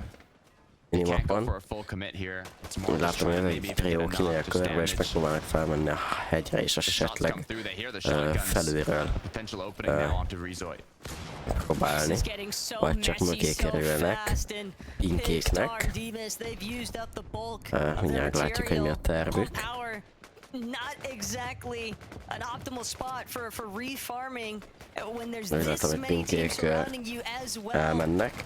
Ez úgy látom, hogy Mongrál megölte Kirét, ami egy jó jel, közben Teeniék Jeniszékkel harcolnak. Teeny, waiting for the right hand peek, might have an opening, instead loses his shields. Uh-oh. Good news is more than enough heals. Bad news, Chap is not gonna let him pop them.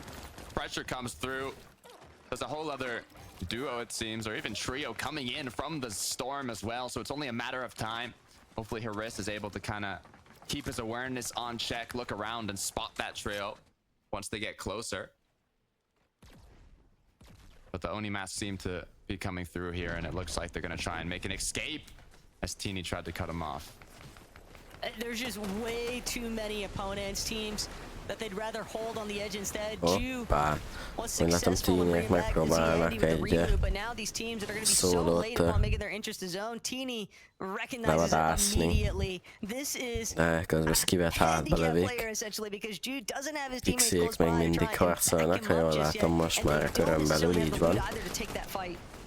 Talán, de még mindig itt van a közelben nagyon sok csapat. Úgyhogy beszélik még, bőven nincs vége a harcnak. 5 csapat is van. Talán Pixéknek egy kiút van, ez így lefelé, délfele tudnak elmenni, ott van egy üresedés, de természetesen ők ugye erre nem tudnak. Szóval valahogy már csak kimenekülnek innen. Látom, hogy közben Skiff meghal, Chap ölte meg, és most talán megpróbálnak Teeny finds himself in a position where if he exposes himself too soon, yeah, Chap continuing to apply pressure from above. He knows Haris is nyomás alone in his alatt box. áll. He has his teammates by him. He just can't get caught off guard. He can't get boxed up himself. As he continues to fight a shot onto Haris, Giannis got cracked. Noah, incredibly low as well, forced to pop some heals, as now they're going to be switching to the defensive. Teeny próbál As Team's going to take this chance to kicsit kind of run away. And once again, trying to recuperate this match. itt is azért elég szétszórva vannak csapatok, Chris és Teeny két különböző irányba menekülnek. A trio so close nearby, but despite the successive measures that Giannis, Jeff, and Noah Riley have had in terms of finding the one-off elimination or two, it hasn't necessarily given them a spot where they can try and go for that winning Marius moment. vannak That's és what teams really need to try and Pixie is transition a itt a lot of these mid-game engagements towards Magic Moss is szélén próbál a körön belüli és a körön kívüli játékosokra lőni, és ezzel Surge-et szerezni, ugyanis eddig csak egy kiljük van, és láttuk, hogy néha 3-4 kill se elég ahhoz, hogy rendesen meglegyen egy csapat Surge-ből.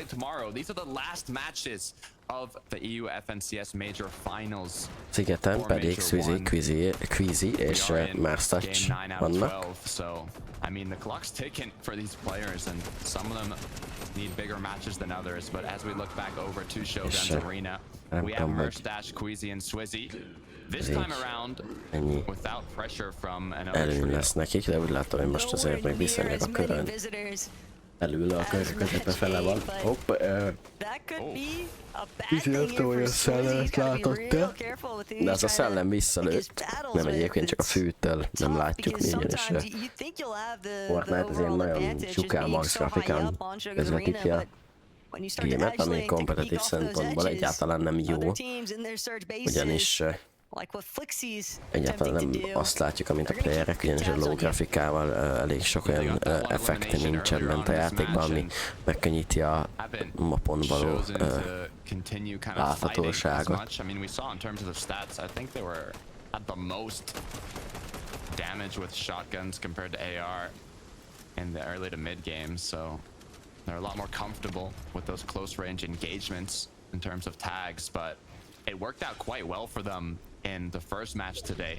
It was game 7, where they got to the end game without too many eliminations and were able to just absolutely frag out once they had that end game under control. So itt van alattuk. looking to have kind of a repeat of that Látom, this hogy time Vico around észrevette, for another big game. hogy iDrop itt közelben alattuk van. Úgy látom, hogy a Teeny-nek sikerült a skillet visszahozni a gamebe, de azért már rendkívül sok időt töltöttek kint a Stormon, vagy a körön kívül. És ezzel azért elég nagy veszélyben vannak a Storm Sickness-től. Ugyanis, hogyha hamarosan megérkezik, de ami még kicsit probléma lehet számokra, az a közelben lévő Giannis, Chap és Riley. Ugyanis ők hárman azért... Húha. Na várja. Azt hittem, hogy 300-an vannak a below, de nem. 500-al above. Vagy 750-nel vannak. Looking for a 3-2-1. The good news is both trios have a good amount of damage. Bad news is Teeny cannot make a single footstep here. Akárcsak Noah-Riley-ék, akik pedig 860, úgyhogy egyik csapatnak se igazán kell. Ő látom, hogy Noah-Riley-ék nem nagyon... Have they secured the knock onto Giannis? Yes, they have. The patience paid off. Nem tudták, hogy itt vannak, és ez látszik is, ugyanis Giannis-t meg tudták ölni Teeny-ék. El tudták knockolni, és most már van a finish is. Itt van Chap egy nagyot rálő Teeny-re. Noah-Riley és Chap azért sokkal egészségesebb, mint a triónak a 3 tagja, de úgy látom, hogy Chap is inkább megpróbál elmenekülni. Muszáj lesz Elmenekülnék, ketten maradtak, nem tudom, hogy össze tudták szedni Janisnak a kárdját. De azért közben itt látjuk Mongrát. Mongrá szevés pénzért. Talán megpróbálnak bejönni a vízbe. Megpróbálnak itt a meglepetés csapaton killt szerezni. Illetve egy Panzerrel meg is kezd itt gyilkolást. De lehet, hogy valamelyiküknél egy horgászbot és azért is jöttek be a vízbe. Valamint itt egy refreshre is szertettek. Itt némi loot itt maradt számukra. Talán sikerült egy killt szerezni, így igaz, ez már negyedik killjük volt.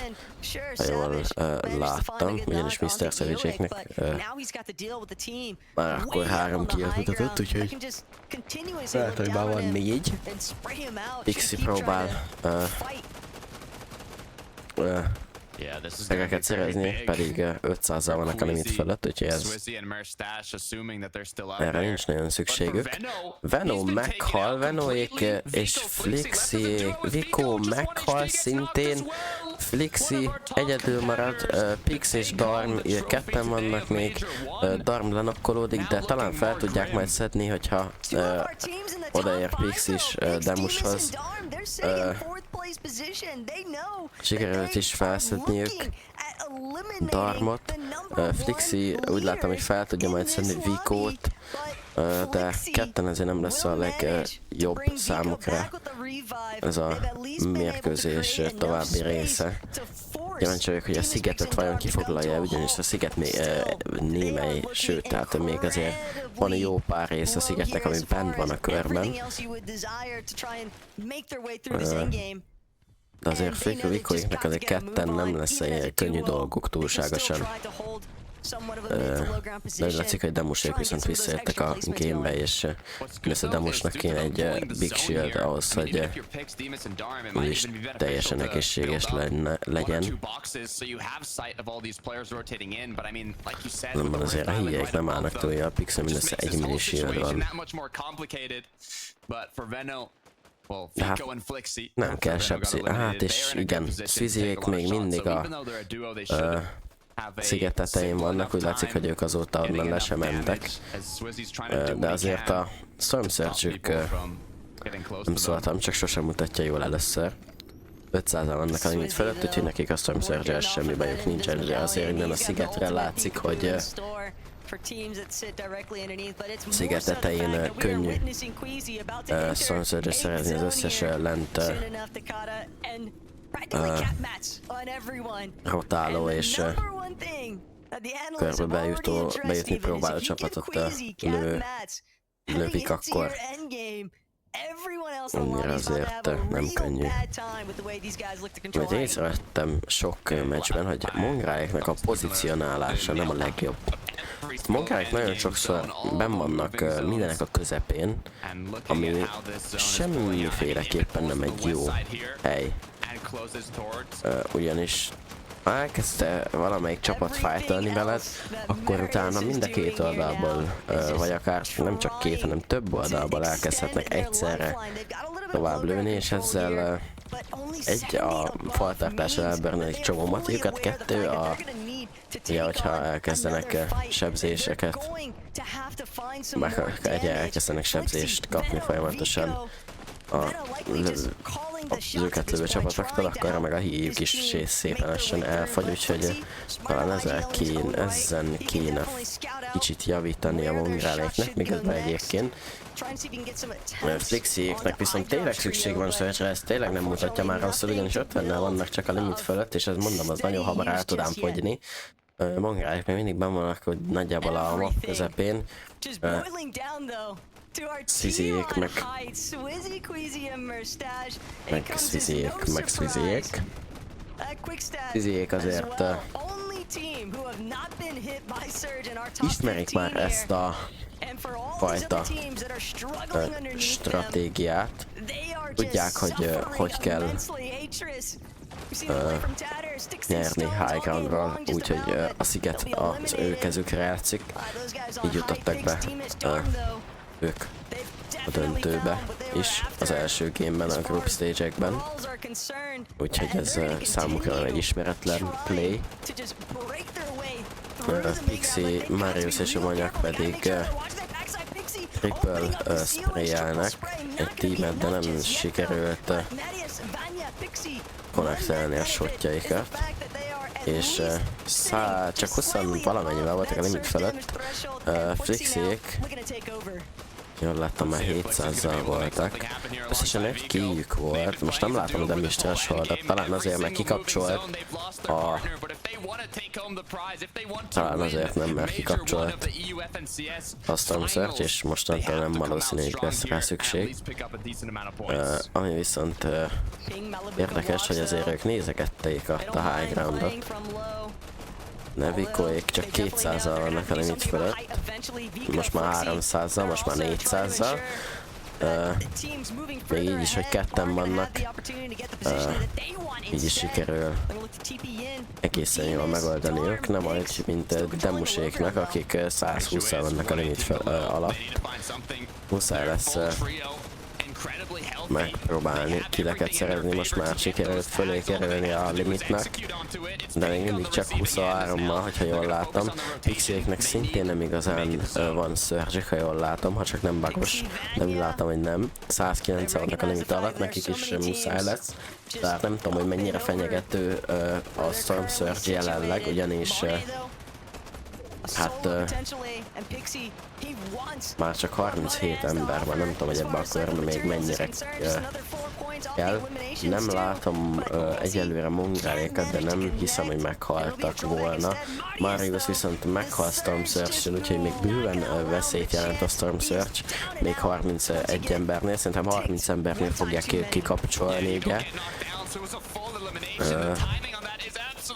Viszont tényleg nem látom a mongrálékat, ami annyira nem jó. Demus, Pix majdnem meghal, kb. 2 HP-ja van. De mongrálék felmennek a high groundon, mongrálék vannak a high groundon, ezért nem láttuk őket, ugyanis Twizy-ekkel fightolnak a high groundon, a high groundért próbálnak fightolni, nem tudom, hogy van-e elég materiáljuk, mert ugye a Twizy-ek azért meg tudták spórolni bőven a materiáljukat, de most úgy látom, hogy disengage-elnek ebből a high ground átvételből, ugyanis tudják, hogy Twizy-eknek azért bőven van materiáljuk, de nekik is lejjebb kell jönni, ugyanis nekik sincs már olyan sok. Ők is azért elbörnölték rendesen azt a sok matit, amit meg tudtak spórolni, ugye azzal, hogy a szigeten maradtak sok ideig, és nem kellett rotételniük lent. Pixiek még mindig szerzik a killeket, ketten még mindig nagyon jól tartják magukat. Nathan meghal, ez már az 5. killje volt a csapatnak, Flixi megpróbál betörni, valakinek a boxába hátba túrják egyébként közben, de túl tud élni. Pixiek és ketten vannak már, csak Marius ugye előbb meghal Storm Search által. Crazy megölt közben valakit. Mongrálikat ismét nem látom, de Mongrál most megölte Eclipse-et, úgyhogy az azt jelenti, hogy Mongrálik még élnek. Közben meghal Malibuka is, közben meghal Flixi. Flixi is kiestek ebből a meccsből, és fölmennek high groundra, ugye ismét Swizzy, Merstach, Mongrál még Penzerrel ketten tartják magukat, top 5 szituációban vannak ismét, akár csak előbb. Meghal, de még ott van Panzer is, nem Mongrál és Panzer volt, bocsánat, Mr. Savage már halott, Panzer közben meghal. Nem tudom, hanyadikok lettek, de Mercer, Swizzy és Queasy nyerték a meccset, úgyhogy ez most egy rendkívül káoszos game volt. Mongrálják olyan top 3, top 4 környékén mentek le a földre, ami egészen jó számukra, szerintem feljebb léptek talán ismét a leaderboardban, így igaz. Egy top 4-et sikerült 7 kill-el összeszedni, úgyhogy most javítottak a teljesítményükön itt az elmúlt 2 meccsben. Úgyhogy ezt lehet, hogy még, hogyha így folytatják, azért jönnek feljebb, és nekik még itt akár lehet beleszólások itt a top 5 szituációba. De ami nagyon érdekes, hogy itt ez a top 5, ez nagyon szoros, és ez a top 5 ez azért már kezd elválni itt a top 6-tól, és az alattuk lévő játékosoktól, akár csak a top 9, itt a top 10 az már viszonylag messze van, de ott még azért nincs olyan nagy gap, mint a top 5 és a top 6 között. Az első helyen még mindig Vico, Venom és Flixi áll. Vico és Flixi klatcsoltak ketten egy 6. helyet 5 kill-lel, ezzel megtartották az első helyüket. Pinkbox, Malibuka egy 7. hely 5 kill-lel meg vannak másodikok. Marius, Vanyak és Pixi megszereztek egy második helyet, ugye Vanyak és Pixi ketten klatcsoltak szintén egy második helyet 4 kill-lel. Az is nagyon szép. Svizi, Kriz és Mercet ezzel a 12 killes winnel pedig följöttek a 4. helyre. Azért a tegnapi napjukat ők elég rosszul vagy csak nagyon jól kezdték, aztán a közepe az nagyon rossz lett nekik, a végén sikerült javítani, a mai napot meg itt nem nagyon rosszul kezdték, de aztán az elmúlt 2 gémben meg ismét nagyon jól teljesítettek, és így feljöttek 505 pontra, és körülbelül 30 pont van csak az első helytől, első hely és közöttük. Damus, Pix és Darm sajnos csak a 9. helyet szerezték meg 6 kill-lel, azért ez se szép, vagy ez se szép, de hogy nem nagyon szép teljesítmény, ez se csúnya teljesítmény tőlük. Ami, hogyha még egy pár placementot sikerült volna összeszednék, akkor talán jobb lett volna a helyzetük, de így is még bőven ott vannak a győzelemért való csatában. 52 pont a hátrányuk Vikóékkal szemben, ami egyetlen game, és gyakorlatilag visszahozható, és itt azért már kezd egy nagyobb gap formálódni. Itt a meglepetés csapat már csak már 100, és hát 90 ponttal van lemaradva a Pixéktől, akár csak Mongrálék már 100-zal vannak lemaradva a top 5-től, de Mongrálék, hogyha így folytatják, akkor egy-két rossz game itt a top 5 csapattól, és már is közelebb kerülnek, már is vissza tudnak jönni. Skyscroll és iDrop most sem mentek egy túl jó gémet, de azért az előző kettőhöz képest sokkal jobb volt, egy 10. hely egy kill-lel. Comeback, Blaha és Mixon egy 5. helyet sikerült összeszedni, úgyhogy az se rossz tőlük, így az előző 2 gémet nézve. Viszont a Teeniék ezt nem mondhatják el, ugyanis nekik most csak egy 17. hely lett 6 kill-lel, úgyhogy a placement pointokat éppen megcsípték. Valamint ugye a killekkel szereztek még pontot, úgyhogy ez a top 10, és ami még fontos, hogy CZB, Eclipse és Nathan vannak még itt, viszont magasabb ponttal egy 8. hely 8 killet sikerült összeszedniük, és innentől alatta már azért elég kezd kinyílni az a gap. Szettéknek ez a game nagyon rosszul sikerült, ugye azt láttuk, hogy ott az elején voltak problémáik, és úgy tűnik, hogy végül Sari meg is halt, úgyhogy ja, ez a helyzet.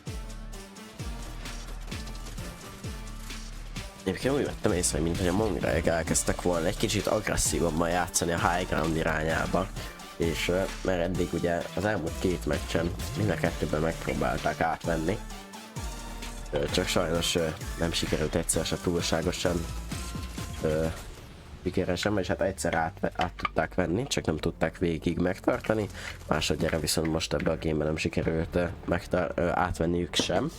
Bár egy olyan csapat ellen, aki a szigeten volt 2-3 körig, az ellen nehéz is, ugyanis ők nekik gyakorlatilag semmi matit nem kellett használni, még Mongráléknak a rotétnél folyamatosan kellett hitboxokat kreálniuk, úgyhogy ja, de ez szerintem semmiféleképpen nem egy rossz hozzáállás ahhoz, ugyanis a high groundról nagyon könnyű sokáig elmenni és egy top 2, top 3-at összeszedni, akár ugye egy győzelmet is. Szóval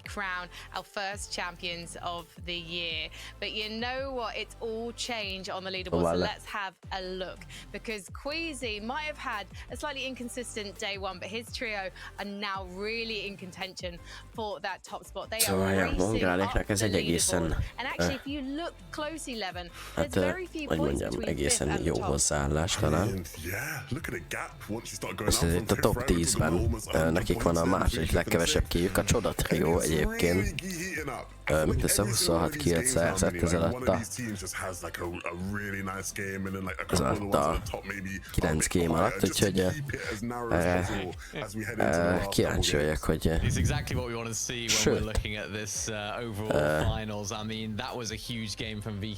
van akikat, hogyha nem veszük figyelembe, és hát van akik után nekik van a második legtöbb a placement pontjuk, ami ugye nyilván azért annyira nem meglepő azután, hogy mindössze csak 26 killjük van, Mongrálék a második legkevesebb killel rendelkeznek, 34-jel, és utána volt valaki még 36-tal, egyébként mindenki 40 és 50 kill környékén jár, úgyhogy Mongráléknek talán még a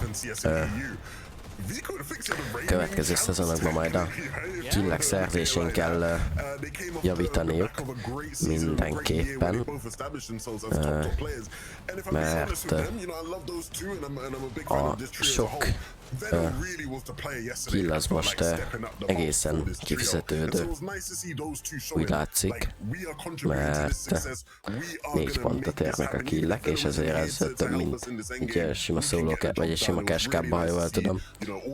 Úgyhogy ja, talán ezen kell majd dolgozniuk a következő szezonokban, és akkor talán ők is bekerülhetnek majd a top 5 környékére.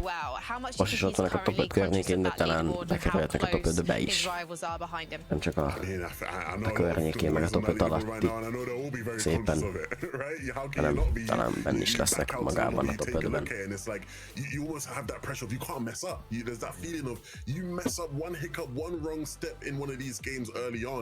And instantly all your fortunes changes. It's why actually when I look at it, Frankie, I'm almost most impressed with Queasy, right? Because they're fighting Osborne, so it's like that initial Osborne fight changes everything for the way their tournament looks. But they're handling that pressure well.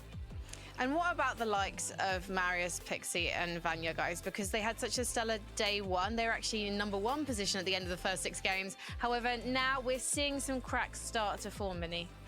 Yeah, not quite the ideal start to day number 2 that they would have liked. Of course, you know, they haven't quite had the best day. It's not been absolutely terrible, right? They have made a couple of these end games. They've played pretty well. I think it was the 2nd place in this game right here. So it's not been absolutely disastrous, Levin, but they've just struggled a little bit with the Storm Surge. We saw it there with Marius going down. I think the early stage of their game haven't quite gone as they were expecting. And the big reason as to why that's happening is what I talked about at the start of the day, Mini Miner. When you looked at the group stage and how they did their Uncon at Kappa versus how they were doing yesterday, in the group stage there was only one team landing in Hopeful Heights in that south area, right? There wasn't a lot of action there. Yesterday there was 3 different teams. Today in game 1, I went back and checked, there was only one team landing in Hopeful Heights in that first game. Again, there's not enough action going on in that area. It's part of the reason why we saw iDrop, Sky and Score, I think, struggling as well in a couple of games. Yesterday, the south was the hotspot. So much was going on there. Now there's a few less teams in that area for those southern, you know, top teams to get damage on. Ugye csak 8 gambe kerültek be, Express-ék viszont már meghaltak a mostani gamebe is. Hát, annyira nem nagy meglepetés. A cicilyokat nézve, szegény evikék amúgy. Ők azok, akik izébe landolnak, nem sorba sokan Solitude-ba a tinjékkel. Big edge that those guys have is Ah, that they yeah. kind of anyone I think of these trios Yeah. need to change the least. Hát I feel igen, like they're azért the ones that are the steadiest ship right now. Monziék is jó, a Moneymakerék nem tudom mit csinálnak, ők csak szarok. Hát eddig így nem csináltak semmit. Egy top 10-ük se volt igazán. Monziék azok ugye állandóan meghalnak vízéktől.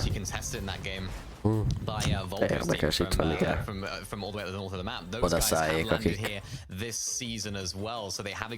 Kamiékre landolnak, és nem túl sok jó gémik nem volt mai nap egy se, úgyhogy hát Well, let's head back to Takata and Sako for game number 10 because I can't wait to board that battle boss yet again. You're not the only one, Frankie. I cannot wait to see what our final 3 matches of the day look like, Takata, especially with the way that we're starting to see that top 5 of the leaderboard kind of break away with things. Yeah, it's getting extremely close between all these top teams, and I mean, Levin was talking about the only csak ones 3 being game van egyébként hátra, szóval hogy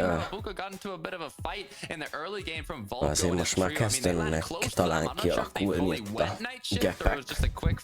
Ott azt, amit látunk a top alatti gepet, az azért most már annyira nem lesz könnyű becsukni.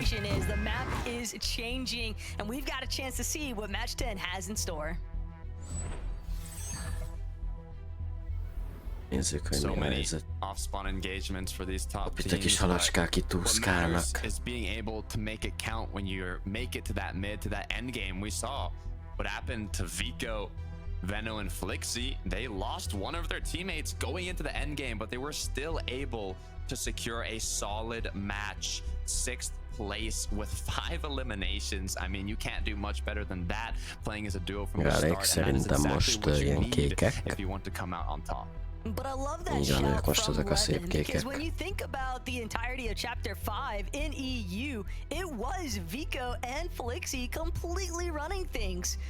And knowing that, even they're still able to kind of channel that same energy in a trio scenario, working as a team. Impressive stuff overall, really. But Merstash, Queasy, Swizzy, they found their entrance and realistically trying to attempt to take over that first place position. But this fight in Seaport City, it's got to be quick. It's got to be finished nice and tidy. Otherwise, other teams are definitely going to make their way over. Yeah, last match they were able to clean it up quickly when both trios contested main, but this time around, Shakeoff and his trio just gave main to Swizzy, Queasy, and Merstash, so they were able to land and get looted up, and now that's going to cause this fight to kind of delay itself a bit. Question is, like you were saying, Taco, is that delay going to be enough for some trios to start wandering on in and seeing, hey, why is there no shots going on yet? What's taken this trio so long to fight? It's largely a team like iDrop, Sky, and Scroll meg tudnak esetleg férni egymás mellett a csapatok. Le tudják kerülni a 3v3-at egymással. Nem tudom, hogy ez mennyire egységes, közben Skiv már lement a földre, ami érdekes.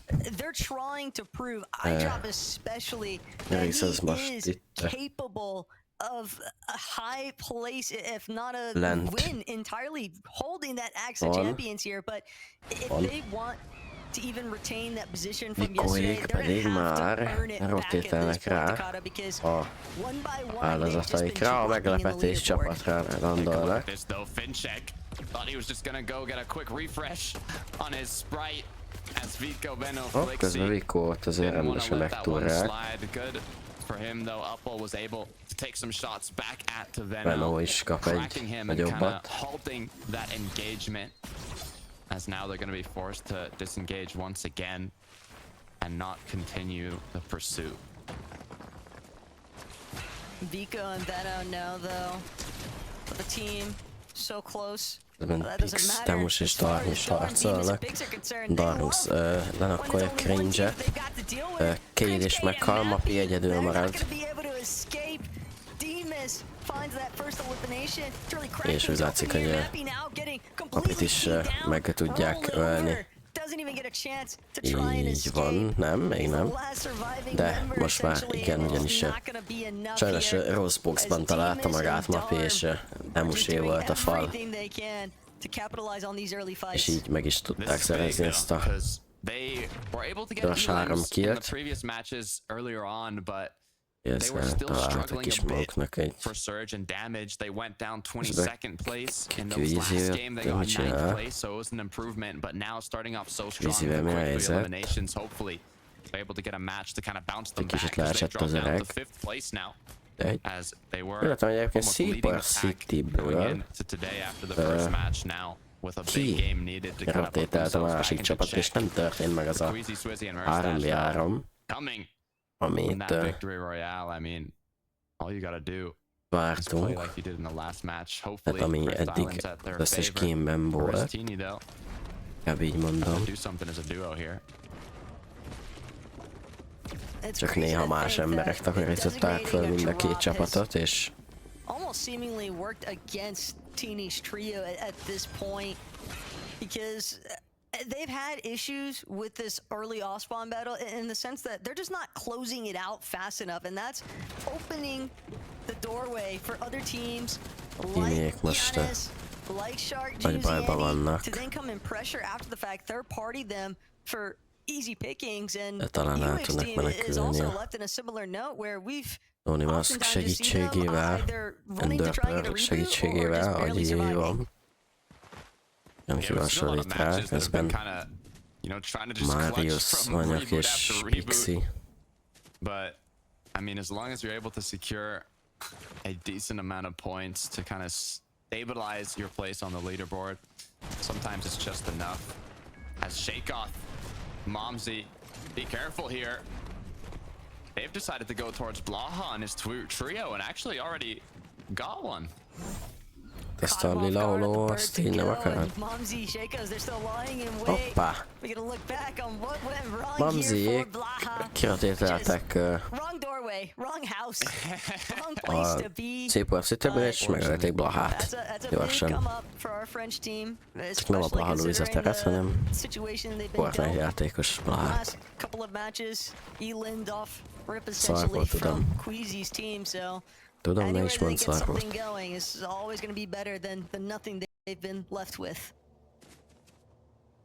Közben azt nézik, hogy Night Shift Forestben senkitől nem zavartatva Box sétálgat. Gondolom közben máshol meg a killek történnek. Így van, Mariusék egyébként közben fájtalnak, de az így nem baj. De legalább Comeback, ugye tudjuk, hogy Comebackék csapattársát, nem a Luisa teret, hanem a Blahát megölték. Mit csinálok az életemmel, bazd meg? Na, szóval igen, ugye megölték, most már megölték Comebacket is, és most már csak a harmadik játékos Mixon.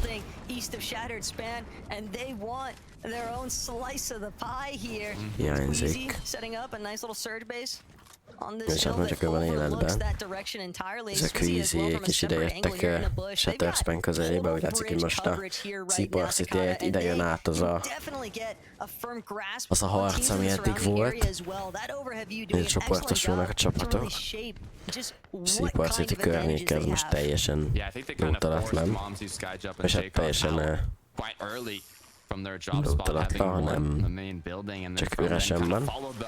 Viszont amiről lemaradtak Nerszettség, az a vonat lootja, ugyanis a vonatot még nem lootaltak senki.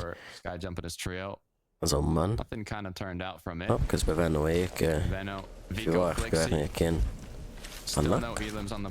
Jöttem ide landa a Moneymaker és csapata. És talán ők próbálnak, vagy őket keresik, és őket próbálják vadászni. Így van, ők vannak itt ebben a Search Towerben.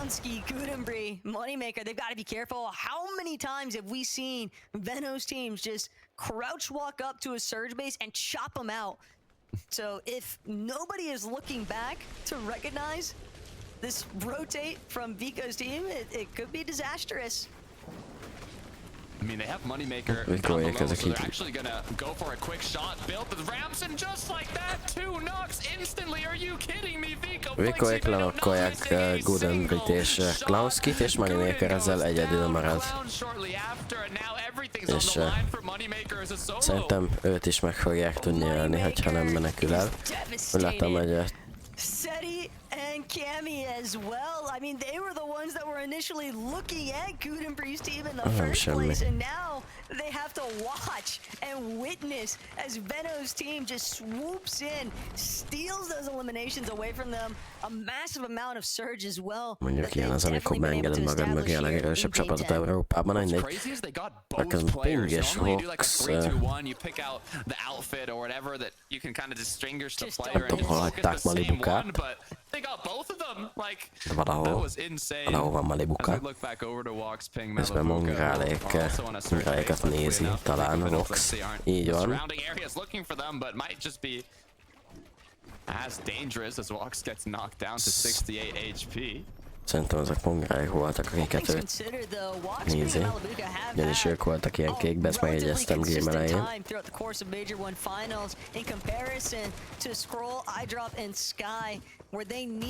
Some kind of engagement to be the catalyst, and they're not the only Sky ones. Scroll és iDrop. Seeing Trulix Chicho try to get active this early on, just kind of recognizing the fact Trulix és Chichoval amúgy a faszom van. Őket nem látom, tehát őkről így nem is beszélnek. Tehát ők itt csak így... Nem tudom. Semmi különös nincsen velük.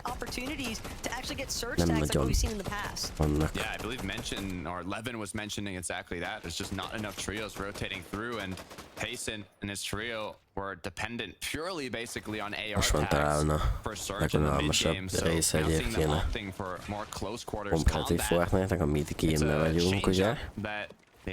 Itt van az, amikor emberek boxokba és tornyokba ülnek és árátúrják egymást, de azért néha van egy-két boxfight is.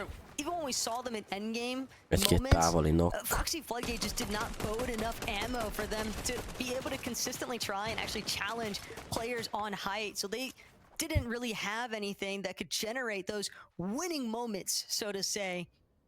All these teams, though, still looking to try and get a clear grasp on Game 10. Dorm picks Demus. We saw them get those 3 eliminations early on, as now they're just gonna look for the AR aspect of it. I mean, being kind of on the edge of zone here at Pump Powder, all those teams that are east of them are gonna eventually have to rotate on in, but it is a hill, so it's not like they have... I mean, they have a good amount of vision, especially how high up Darm is, but I'm wondering how many tags they'll actually get as their eyes are just set locked on Fastroki and his trio. Pársukba járnak. Darm's actually got that mythic AR for once. Vicoék. It could be a very menacing weapon Próbálnak itt into Darm's hands, considering just how technically mechanical we've already seen him being. Tétálni valahova, gondolom. Látszik, hogy egyelőre elég jól szűkül számukra ez a kör. Feladik Crocsra teljesen, ugye ők ott landolnak, oda landolnak, és áll ezzel a...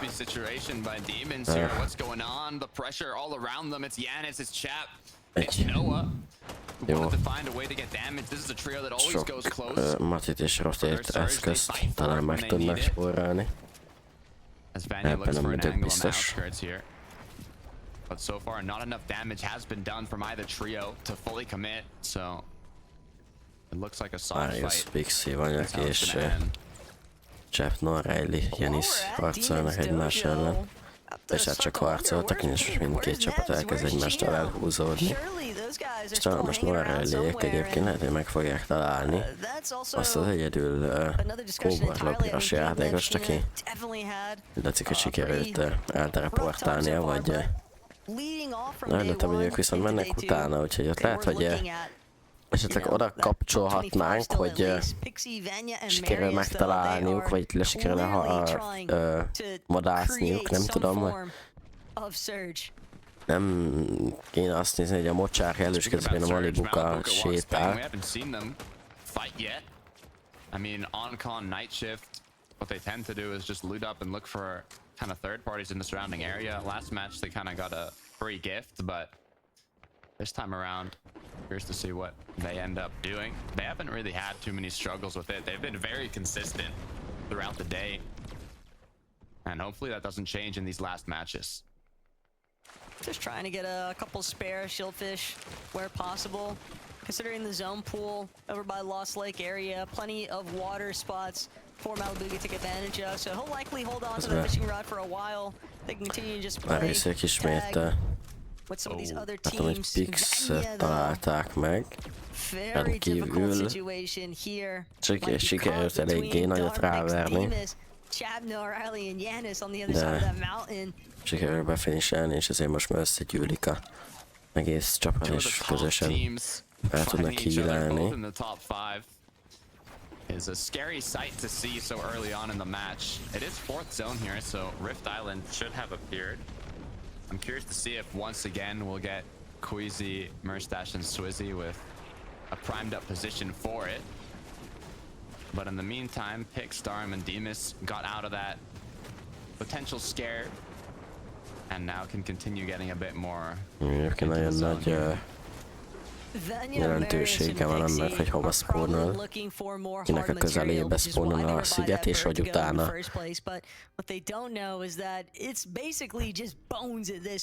Jó, hát Panzer ez csak így leugrik a gas stations having already been slightly reduced in terms of what they have to offer for hard material. It's going to make things very tough for that mid to late game approach, especially considering that I've had a chance to actually take notice of what's going down over by Shogun's Arena, but Panzer Mongrel and Savage, everybody should be so happy. If you are a Savage or Mongrel fan, a newfound Panzer fan as well, these guys are in the top 10 currently, just trying to hold on to that position. When you consider that so many people counted them out, so many people were saying they didn't belong, and yet here they stand tall, 7th leading into game 10. The damage count is crazy too. The most damage in the lobby. I mean, Panzer's got 19 elims throughout these major finals. Murstache has gotten 30 elims, and Panzer still has more damage, which is insane. Look at this zone as well. A full North Pole. Half of the zone being water. As Vico, Flixie, to rotate on in, having already 500 damage above the threshold.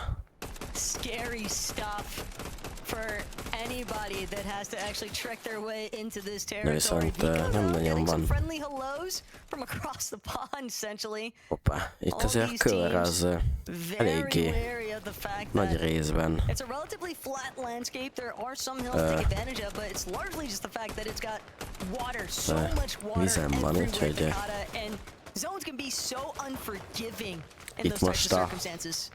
What I'm thinking here for Darm, Demus, itt most a forecastbotok talán előkerülnek majd az endgame-be is lehet.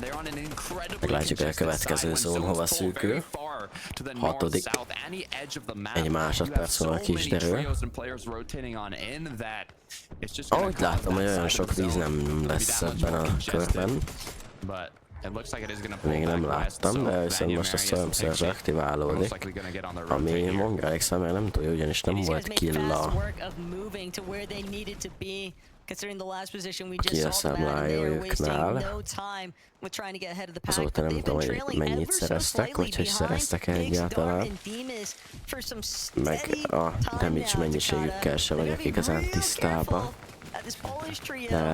De doesn't decide, hey, maybe we want to come to a pause for a second. Maybe we want to just take a direct fight with these guys instead of keeping them on our backs the whole game. Honestly, at this point, the position that Demus, Pix, and Darm are in, they have chug splashes, they have mats, they have loot. You can see they're just kind of playing placement. They're holding out their zones. They don't want to risk anything. They just want to keep themselves in a fine position for that late game. And once those moving zones start, that's where it all comes down to play. Messagek közben most így jönnek ki így szépen a két tikkes Storm-éjéről. Nem tudom, hogy van elég híjük ahhoz, hogy meg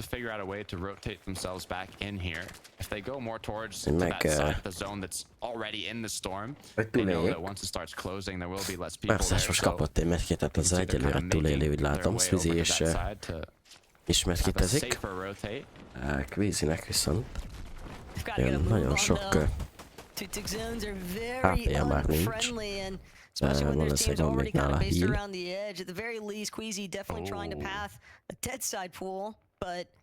They're gonna definitely be well out of sight for everyone else.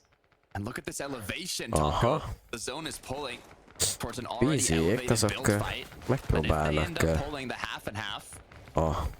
innen egy high groundot kiépíteni maguknak.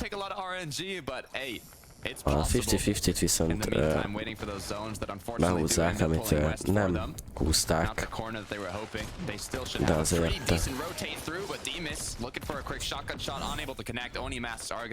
azért így is egészen jó pozícióban voltak, mondják közben szerzett egy gyors kill.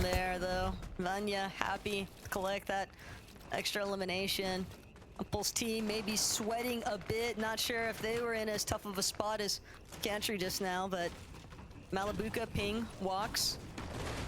Again, really steady, consistent throughout the course of Major 1 Finals so far. Swizzy, Queasy, Merster, they didn't get the immediate pull that they were hoping for here to Takada, but at the same time, they're definitely trying to clear out the team on elevation across from them. They want to take over that position. De megint ők ott vannak azért a kör szélén, megint ott azért viszonylag mindenek a közepén vannak.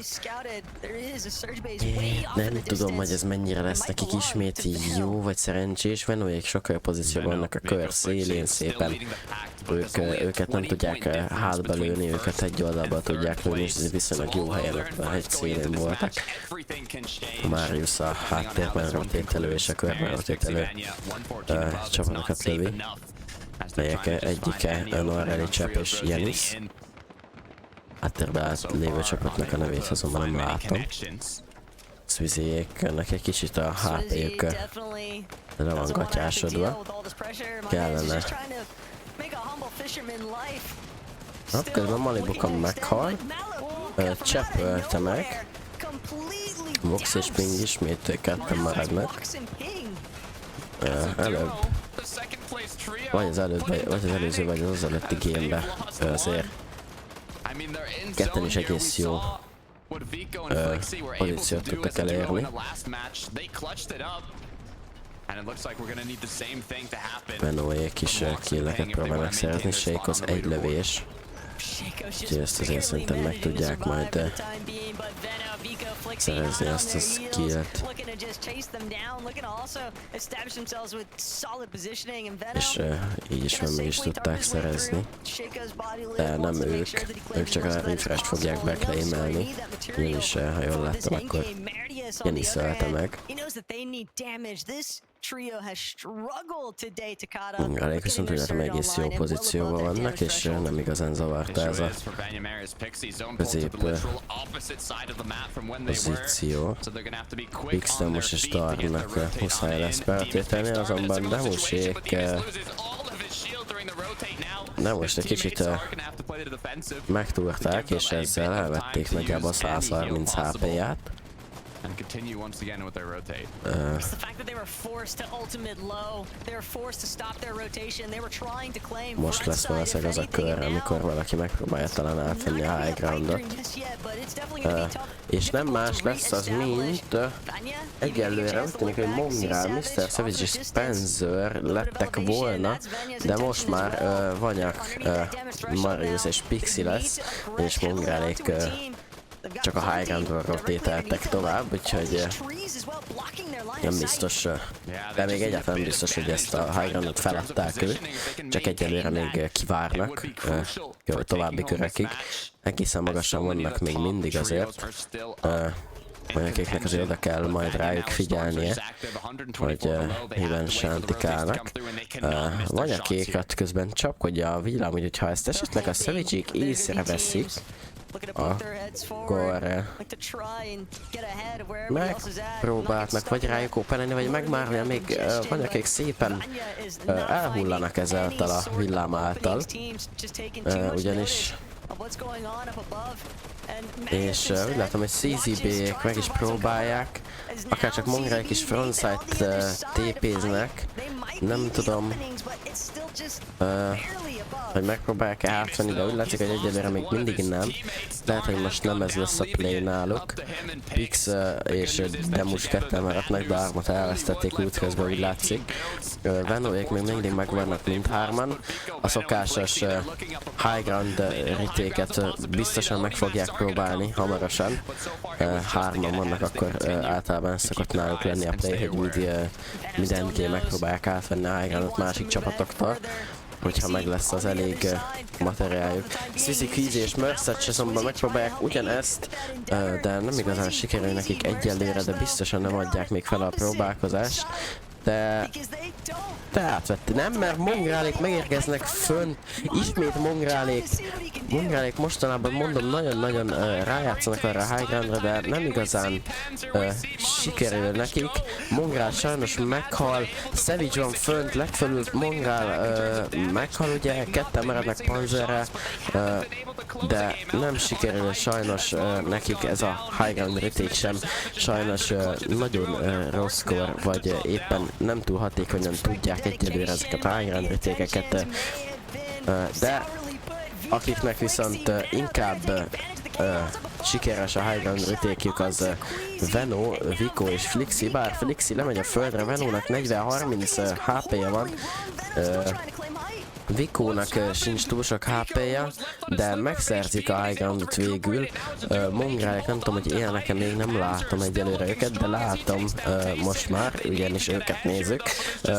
Venóék felmennek a high groundon, Mongrál ugye már meghalt, úgyhogy Panzer és Savage ketten maradnak, Vox és Ping szintén ketten maradnak, de ők már bizonyítottak, hogy ketten is tudnak játszani. Mercedes közben meghal, Vox próbál bemenni, úgy látom, hogy le tudták knockolni Voxot, Ping egyedül marad, megpróbál backside menni, beugrik Savage-ék boxába, Savage megöli Pinget, Veno azonban a háttől meg tudta ölni Panzert és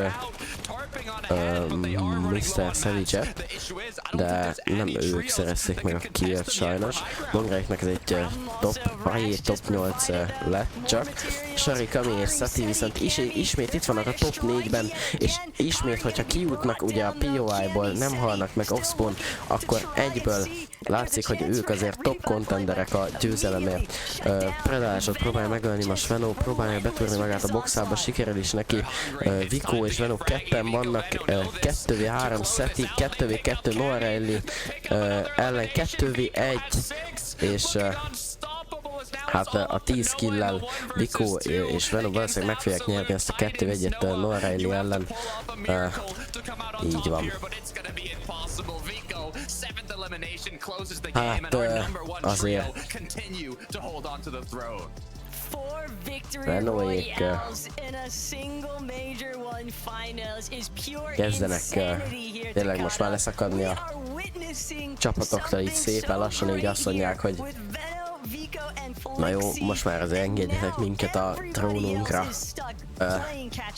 80 pont, az előnyük 81, 4 győzelmük van már, és gondoljatok bele, mi lenne, hogyha sokkal konzisztensebbek lennének, akkor már lehet, hogy már most megnyerték volna ezt az FNCS-t, és már lehet, hogy most örülhetnének, de valószínűleg azért, ha nagyon nem rontják el a következő 2 gémet, akkor ami egyébként náluk a tegnapi a mai teljesítmények alapján egyébként benne van, ugyanis eddig 3-4 gémjük is volt a 10 gémből, amit top 10-en kívül zártak, úgyhogy benne van náluk az, hogy eldobnak egy gémet, és ha Suzy, Quiz és Mercedes viszont egy győzelmet tudja váltani, akkor simán benne van, hogy még ezt a leadet el is vesztik, de ugye Suzy, Quiz és Mercedes jelenleg a másodikok 9. helyedik kill-es gémmel 80 pontos hátrány, akár csak vannak Pixie és Marius, nekik ez a game szintén sikerült túlságosan jó, 11.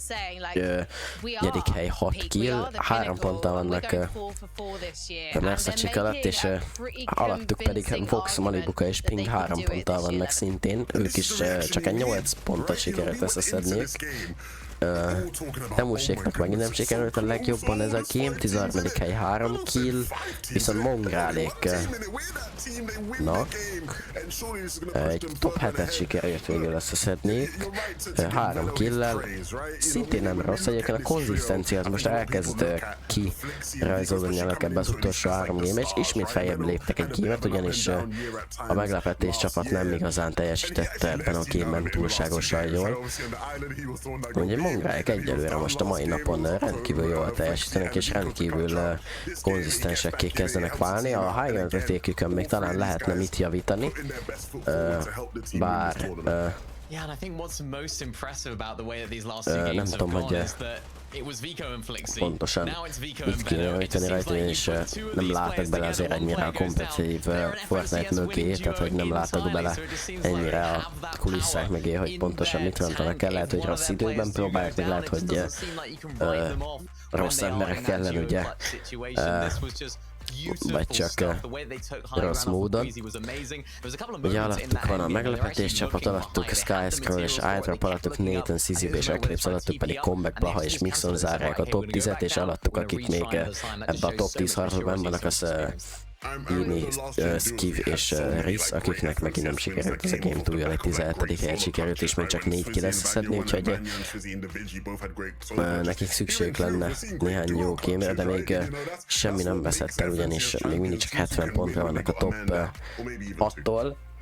11. helyre, szóval azért még elég szoros ez a helyzet a top 6, top 11 között, és ami még szorosabb, az a top 2-től a top 5-ig, ami mindössze szintén csak 60 pont, sőt kevesebb, mint 53 pont választja el őket, de azért most már itt az élen kezd egy nagyobb gap kialakulni Swizzéjék és Vikóék között, úgyhogy talán azért most már kezd kialakulni a végső győzelemért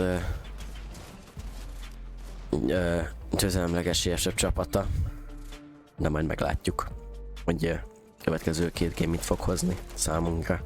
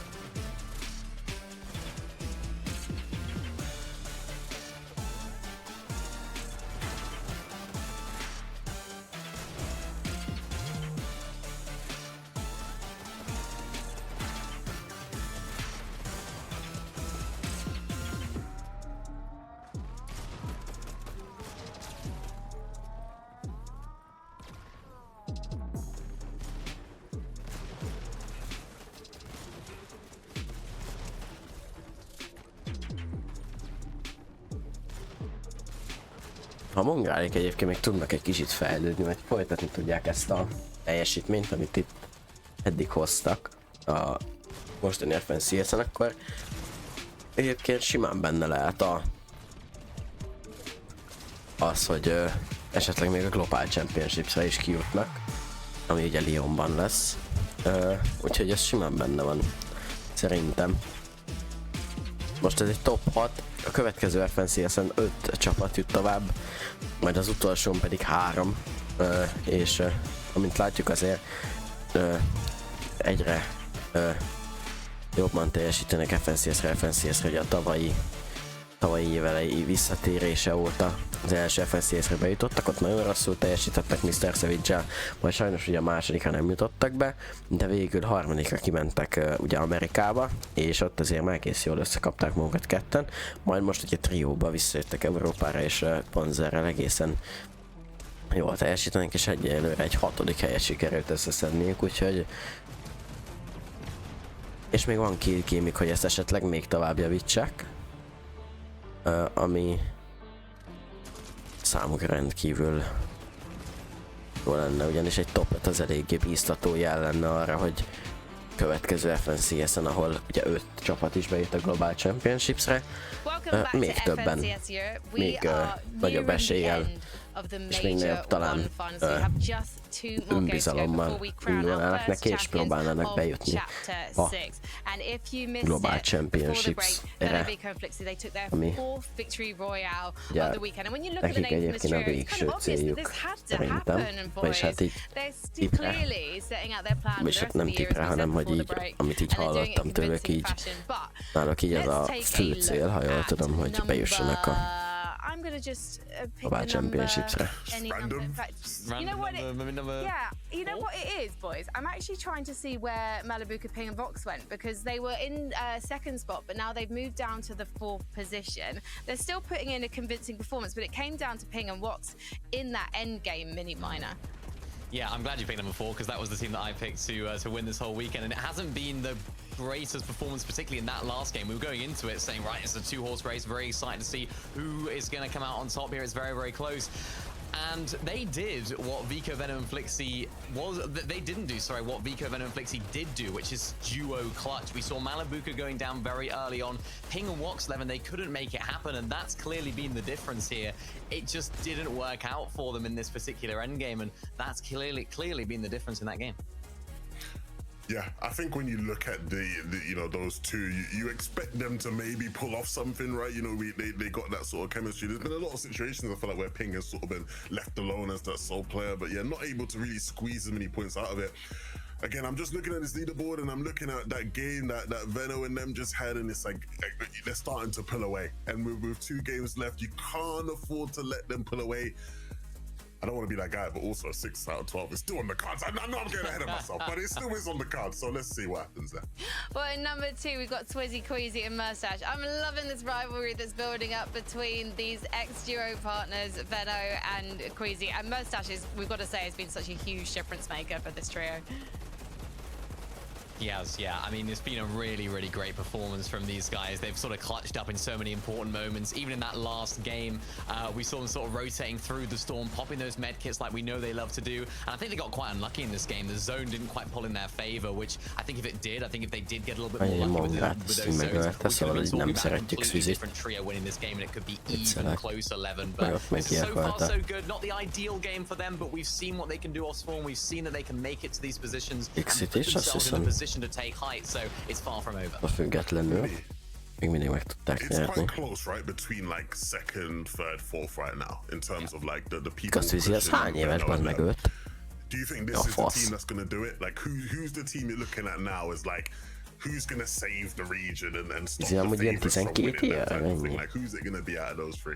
I think it's got to be them. I think just looking at how Malibuca went down there, Ping and Watts couldn't quite make it happen. Yeah, for me, it's got to be them. They're the team that's staying up high. They're the team that's taking these, that's playing in the storm, even when the zone isn't pulling to them. It's them for me. Do you agree? What about you?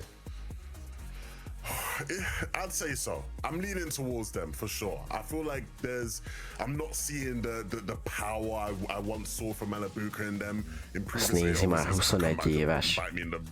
Azt meg most nézem. At least in the last couple of games, it's not been what I wanted to see ramping up, right? You want to see teams ramp up as we head to those last couple of games. Azt nézi, bazeg a World Cupon, az ilyen kis gyerek volt. It's gonna be a fun ride. Én mondjuk Mongrálnék is ilyen kis gyerekek voltak.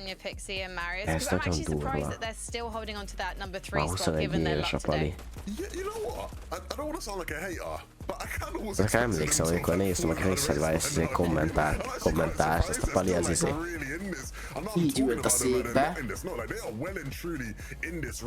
Ilyen alacsonyabb volt, ezt nézi. Azt izé.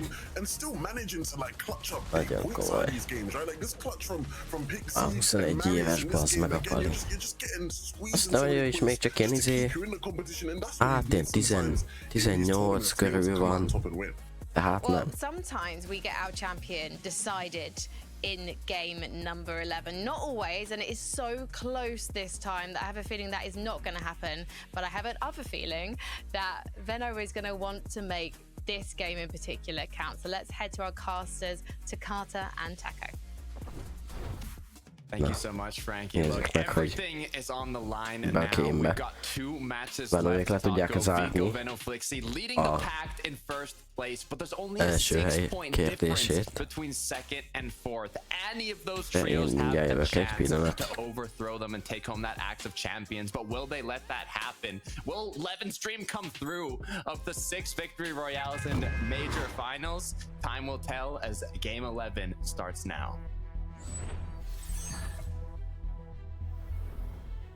And the big thing about that record here, Takata, is that Veno and Queasy set that finals record together. They were 6, and the craziest thing to imagine is that potentially here today in day 2, Veno could also look to replicate that same record he once established, as long as he's able to close out games 11 and 12 year to day. But you can't count on that just yet. It is obvious though that Veno, Vico, and Flixi are here to make a statement on Europe. And we don't have to wait long because it looks like it's going to be a quick fight once again at Seaport City. Swizzy being quick to the action to pick up that chest, gets a weapon, gets chug splashes, but no quick knocks are going to come through. And looks like once they saw that Swizzy, Murstache, and Queasy were going to win the chest, win the loot, shake off sky jump, Momsy decided, hey, maybe it's not a good idea to take that 50-50 once again, especially after it didn't go our way. The drops have been really solid so far from Queasy, Murstache, and Swizzy, but France is not going to make this one easy. They're still just heckling Queasy's team at Seaport City. Doesn't want to let it go for free, but after a certain point, Momsy, Skyjump, Shakos, you have to also consider top 25 is where you get the payout. Playing for the payout, playing for a spot at the Global Championships.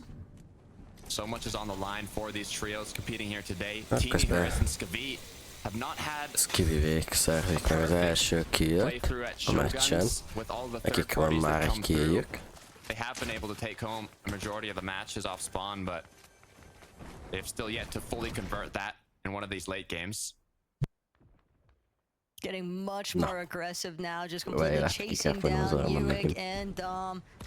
Don't want to allow them to escape and just delay this battle over by Shogun Solitude, because the longer it takes, we already know the end result. Another team comes into third party and then another one. So everybody just trying to close out these fights as quickly as possible. Murstache, Swizzy, Queasy still waiting for their openings against Shakos down below, but they are definitely trying to maintain the stronger line of sights inside of the heights of these buildings. Looking for kind of angles to see if their opponents slip up, right? Find an opening. But it looks like Swizzy, oh, what a shot from the fire. Onimask even almost getting a knock here onto Skyjump,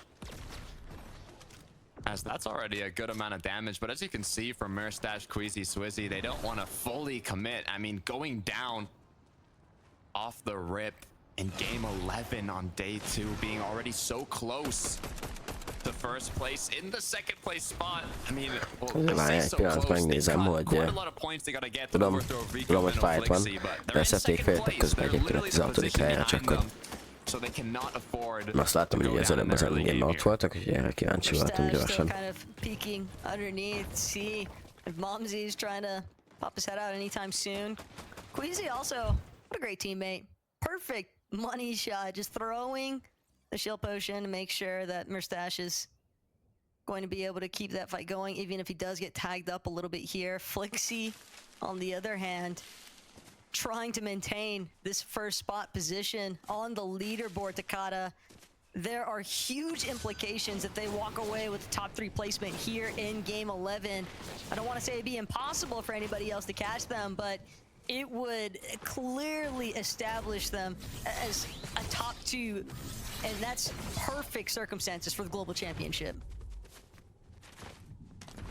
What I love about Vico, Veno, Flixi is even if they have a hurdle where, for example, Veno goes down, it shows how strong it is to be trioed up with a solidified duo that had previous success and being able to just clutch it out themselves. Even in fights, if one of them gets knocked, they can still turn those fights around. They can take a lot of these situations where some high-skilled trios would just not be able to make it out of and turn it into a comeback to the end game, still getting a good amount of points, which is why they're leading the pack currently. But you gotta be careful because Queasy has been knocked down at Seaport City. It's the shake-off. This is now putting a bit of panic onto Swizzy and Merstash. Swizzy and Merstash, though. Semmiképpen nem egy jó jel Swizzy és Merstash számára. Ugyanis ha itt ebbe a gémbe itt ebbe a gémbe meghalnak mindketten, még ugye az egész csapat, és közben már hopp, közben sékozza, majdnem meg tudja ölni, de hát meghal sékoz, de Momzi megöli. 1v1, Merstash, és közben megérkezett a third party. As Merstash has to make the decision to disengage here, even if he ends up taking out Merstash meghal, akkor azért Vicoékat gyakorlatilag elősegítette volna a győzelemhez. Így azonban Merstash még életbe tartja az esélyeket. Ami viszont aggasztó, hogy megérkezik még két trio ide Seaport City környékére, úgyhogy egy ideig még nem valószínű, hogy vége lesz ennek a fightnak. Ami semmiképpen nem jó Merstash számára, ugyanis nem tud visszamenni a kártyákért. Ugyanis, hogyha már meg lenne a kártya, biztos, hogy elment volna. 50 Pix. Franeket próbál meg. Venni közben Venoék általnak Cade letöri Venót közben. Azért nekik is vigyázniuk kell. Ha mindkét csapat meghalna, akkor egy harmadik csapat akár elviheti azt a győzelmet, vagyis hát Vicoéktól még nem igazán Vicoékat maximum beéri, de Queasyék viszont akkor valószínűleg végleg elvesztik a győzelmet. Unfortunately, Veno not going to be able to find the connections he needs just yet. That is until Mappy exposed himself just a moment too long. No shields left. Is that going to be the opening for Vico, Flixi, Veno? Are they going to get aggro onto that now? As Vico looks for an angle, he knows it's a potential player that's low close by. Cringe is going to be the one playing aggressive. Shot gets connected, but it's not a big one. Just a quarter of his shield taking off. As now a quick second to take a deep breath, refresh on the fight. Consider, do we keep on pushing forwards? Are we finished yet? It looks like they're not, as Veno drops down and looks again for another angle. But this is their fight. This is their winning moment, or at least the start of one.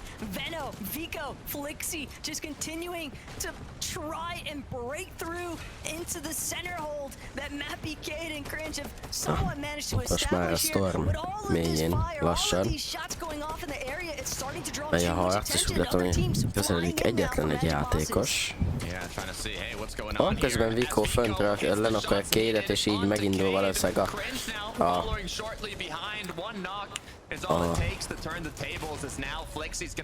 és így van, Cringe is meghal, de közben azért Flixi szerencsére visszatölti őt egy kicsit a... Ojjajjaj! Közben Chino kivégzi Merstashot.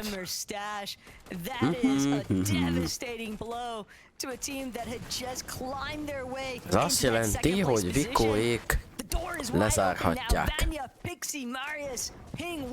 Azonban ha ezt most így innentől kezdve kicsit megnehezíti a dolgokat, azonban ez Renault-éknak pedig rendkívül megkönnyíti, valamint a mögöttük lévő 4 csapat, aki még rendkívül közel van. Nekik is szintén rendkívül megkönnyíti a dolgokat ez a tény, hogy a Queasy csapata már nincs.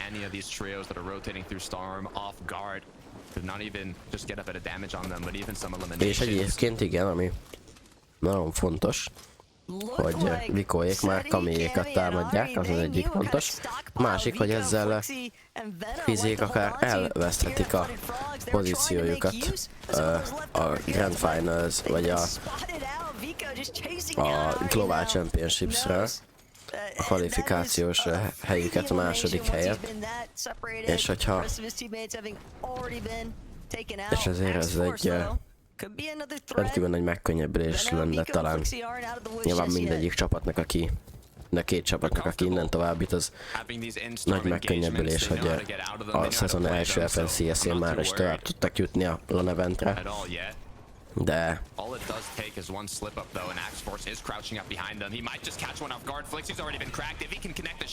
talán X-Force közben Flixéknél is azért most van egy kis probléma, de szerintem meg fogják tudni oldani, hogy ezt sokszor már megoldották.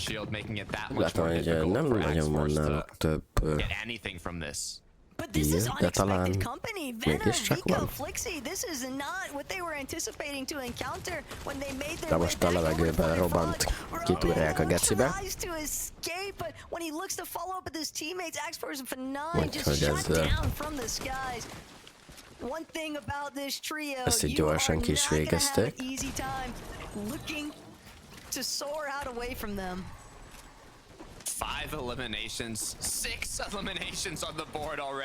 Már 6 kijük van.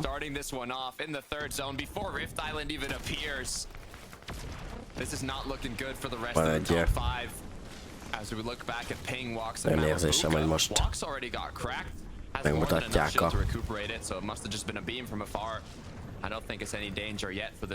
az igazi ényüket és a dominanciájukat, mint eddig az eddigi szezonban mutattak.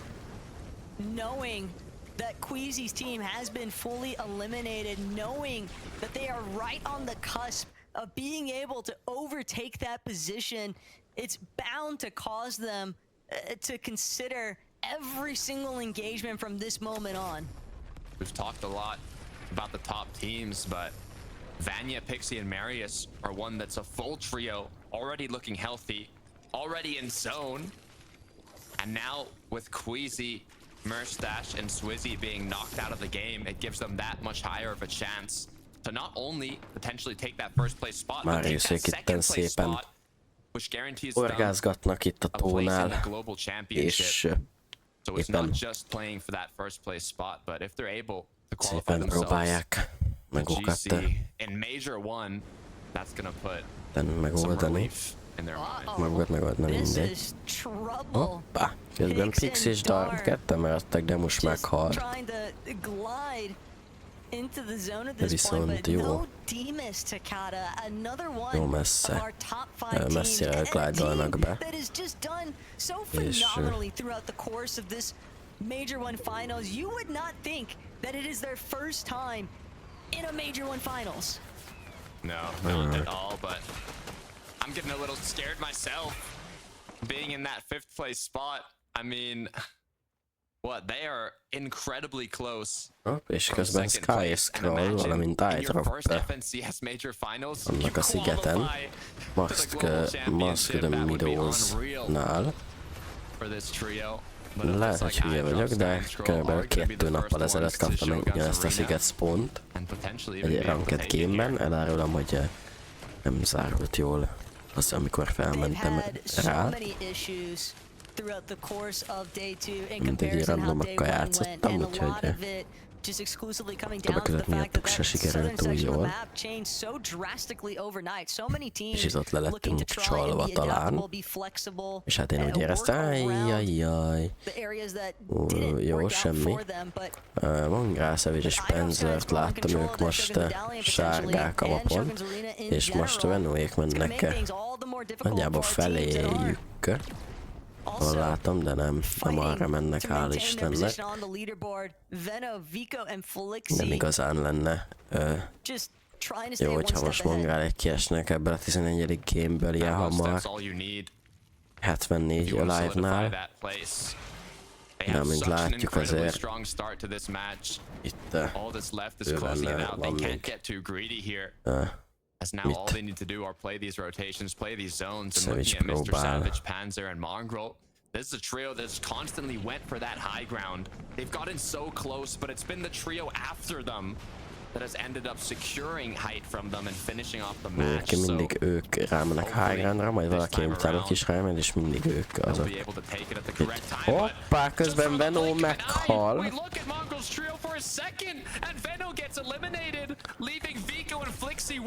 Vico és Flixi ketten maradnak. Venó most troll rendesen. De eddig nem igazán zavarta ez őket. Ugyanis így is tudtak kémeket nyerni. De azért most 73 a live-nál. Úgy látom, hogy podaszáig megpróbálják őket lepussolni. És Vicoék menekülőbe kezdenek, de úgy látom, hogy podaszáig meg mennek utánuk, és lehet, hogy ez egy gyors vége lesz az ő meccsüknek is. Flixi meg fog halni valószínűleg, bekerül a boxába. Podaszáj, Vico egyedül marad, már csak 150 HP-je van, és 3 töltése a és azért ilyen hamar elveszteni mindkét csapattársadat nem valami jó. Valamint innen már nem valószínű, hogy vissza tudod hozni őket. Az 5. kör, 5. kör végénél, 6. kör lassan kezdeténél. Úgyhogy itt itt ezt nem biztos, hogy le tudják zárni ám. Azonban, amit engem érdekel, hogy Darm és Pix mit tudnak kezdeni a Stormsurge problémájukkal, ugyanis 33 mal vannak a limit alatt, és itt most 3 csapat is van. High groundot elveszti, Pixnek be kell boxolnia. Kéne, hogy azokat a shotgun lövéseket eltalálja, és most egyet sikerült is eltenni, de közben Darm majdnem meghal, sőt meg is fog halni. Így igaz, meg is halt, ugyanis itt nem csak egy trió volt rajtuk kívül, hanem 2, és most már Pix is meghal, úgyhogy sajnos Pixéknek is vége van. 2 darab top 5-ös csapat is már meghalt, valamint Venóék szintén eléggé.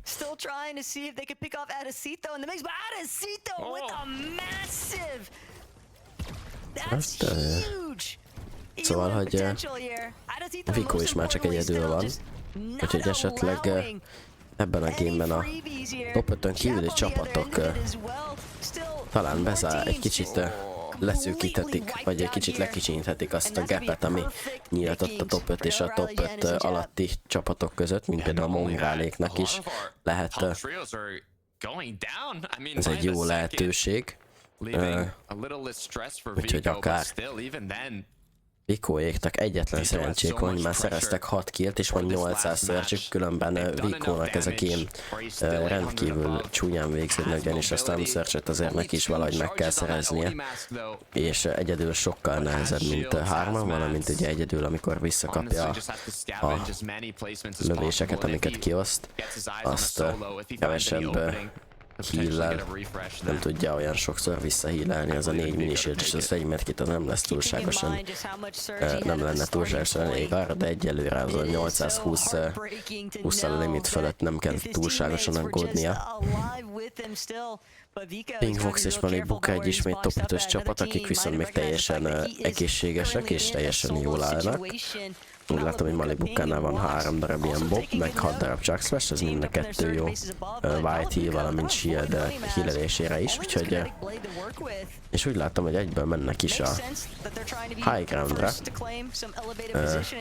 és ezzel a akár High Grounddal, és hogyha ezt meccs végéig meg tudnák tartani, ami miért talán esélyük is van, ugyanis ha jól látom, mindegyiküknél rendkívül sok materiál van, és ezt, hogyha ki tudnák használni végig, akkor ez jó lenne számukra, ugyanis a top 5 ugye most úgy látszik, hogy talán egy kicsit fel fog fordulni, ugyanis elkezdtek azért dögleni itt a top 5-ben lévő triók. Ugye már 2 teljesen meghalt, egy pedig a Vikó személyében még életben van, de az egyedül nem lesz túl nagy esélye. Mongráléknál nem áll túl jól egyébként az ammo és a fegyvereknek a minősége és mennyisége.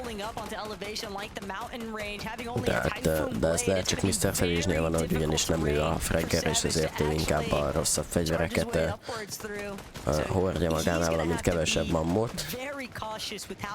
Ugye ő IGL a trióban ez a szerepe.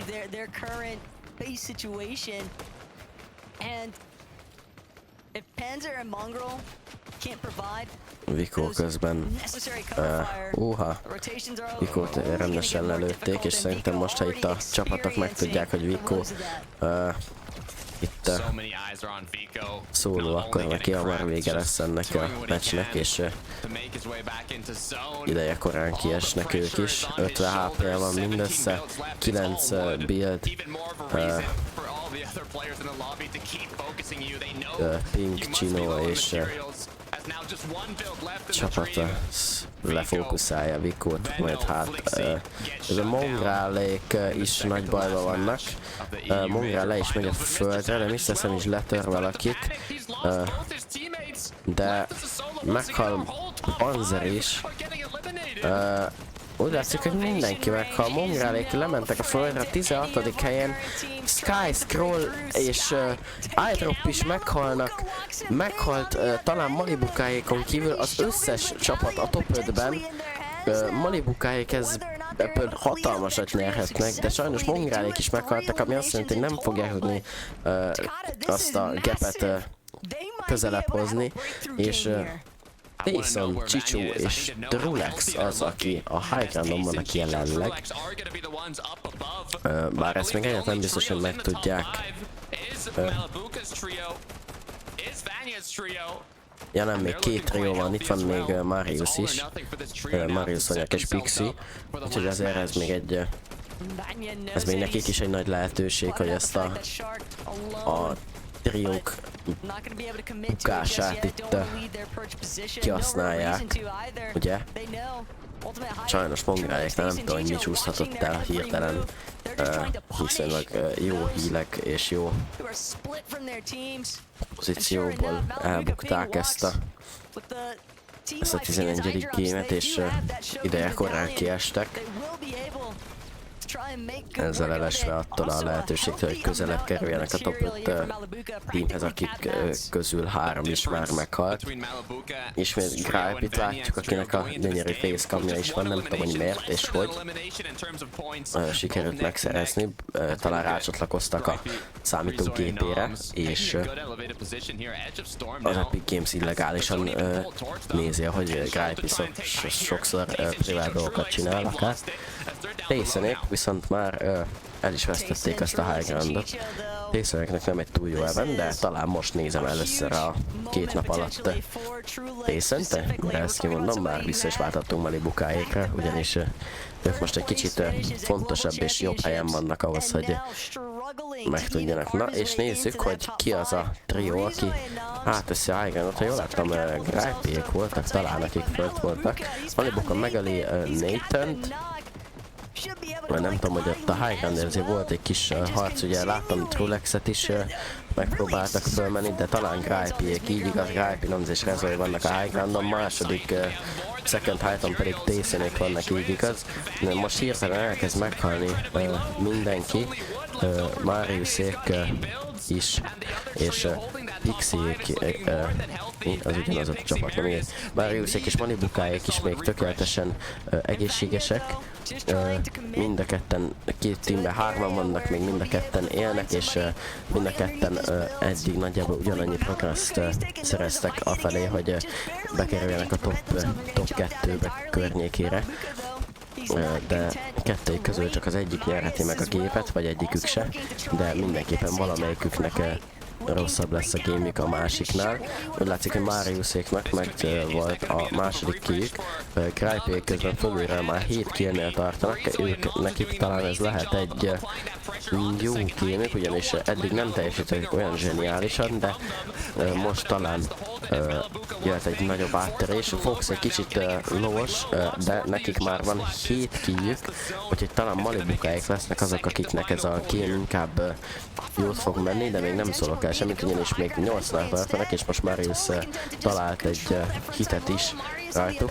Banyak közben meghal, úgyhogy Csicsó és Trulex, Csicsó és Dyson keze által Pixie és Marius ketten maradnak, de talán tudnak majd Malibuka közben ismét kiszorul a körbe, frontside teleportált valószínűleg, csak egy kicsit túltolta. Pixie is meghal, Marius egyedül maradt, szóló plecsolnia kell, Marius meghal, úgyhogy ez a game sokkal jobb lesz most már Ping és Voxnak, akik ketten vannak, 7 killjük van már, fölül még mindig Grype, Nomz és Rezoy, Csinó meghal közben, még mindig él, viszont Trolex, Csicsó és Tyson, akik szintén egy viszonylag jobb gémet mennek, talán az eddigi legjobb gémük a hétvége során. Ping össze-vissza rohangál az Invis medállal, és talán sikerül átadni a Voxnak. Vox bemegy egy boxba, de ő is meghal, 5. helyen halnak meg, Grypék pedig fönt vannak a heighton, és még alul még mindig Trulex, Csicsó és Tyson-nék vannak, és most talán sikerült kicsopolniuk a heightot, de nem sikerült, csak úgy láttam. Trulex meghalt, Csicsó van már csak egyedül, ha jól látom, Tyson nem tudom, hogy éle, még nem, Tyson meghalt, Nako, Kire és Jarko viszont még él a spanyoloknak, ez is egy jó game lehet, ugyanik ők is ott voltak a top 10 környékén még a nap elején, nem tudom, hogy most így pontosan hogy állnak, de azért ez egy másik helyet sikerül összeszedniük. Mi van, mi történik, ki van még?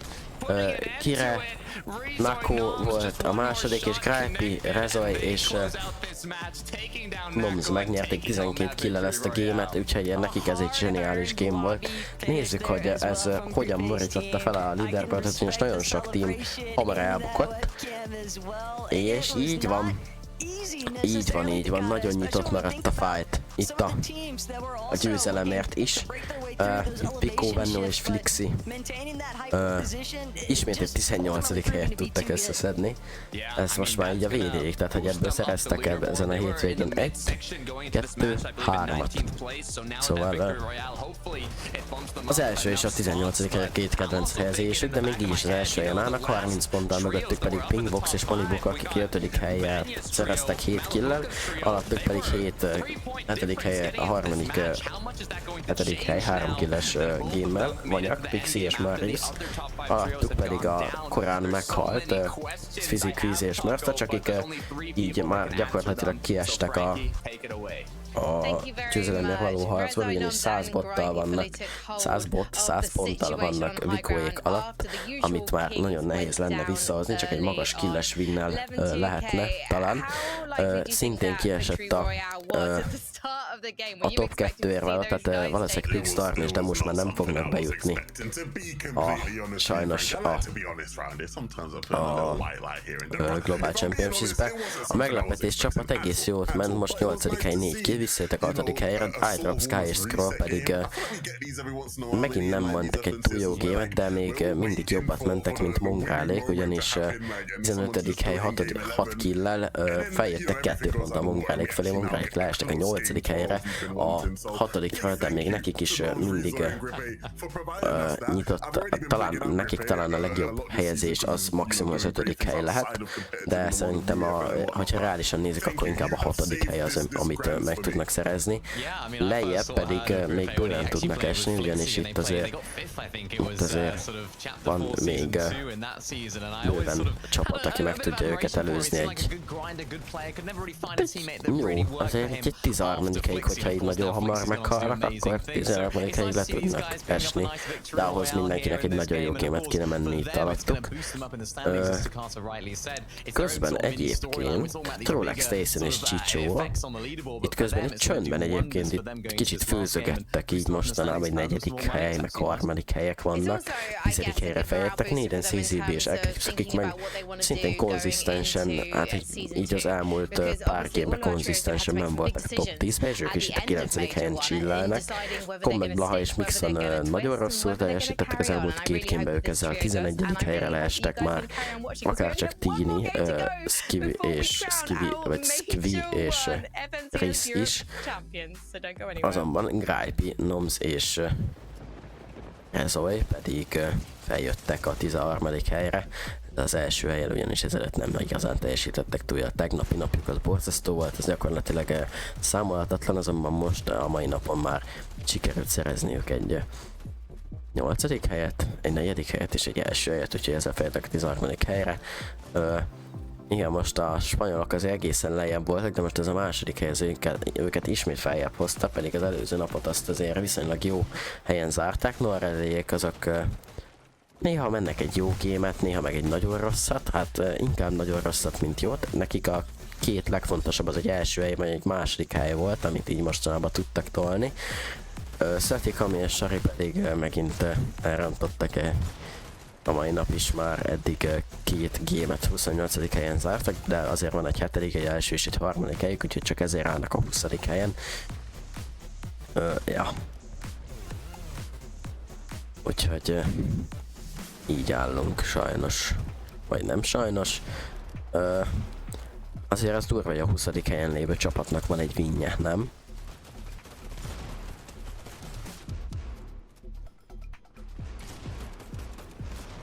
Tehát az azért elég érdekes, meg így 20. hely, meg 15. hely, 13. helynek, mert az így meg vagy jó, hogy itt vannak winek. Ami nagyon durva, hogy a második és a 3. helynek nincs winje. Hát Ping, Vox és Malibukáéknak ezek olyan konzisztensek, csak egyszerűen sose sikerül eljutniuk a winnig. Mariuséknak meg már volt 4 darab második helyük. 11 gameből 4-szer lettek másodikak, Flixiék meg 4-szer lettek elsők.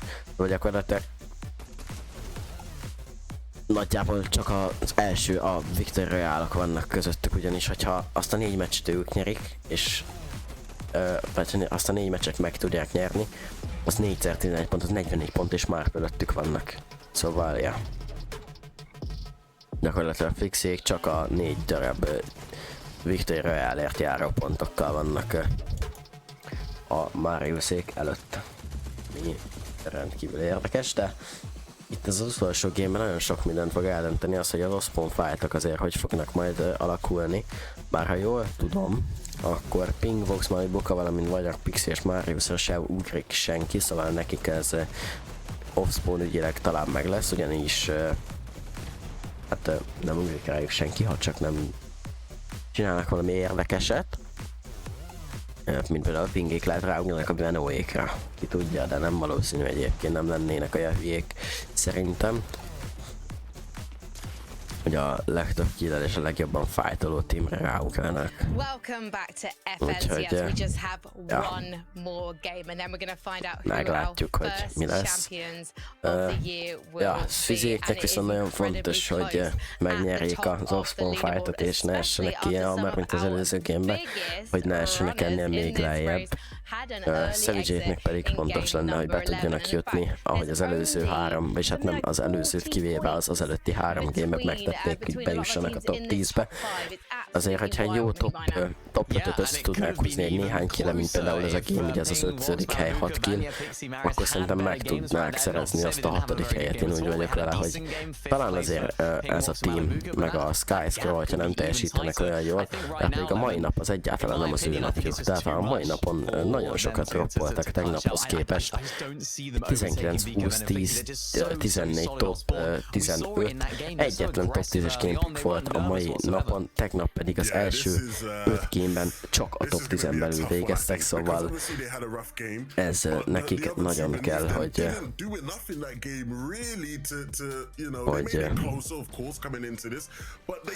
nagyon fontos lenne nekik, hogy jól teljesítsenek, de a mai napot figyelembe véve szerintem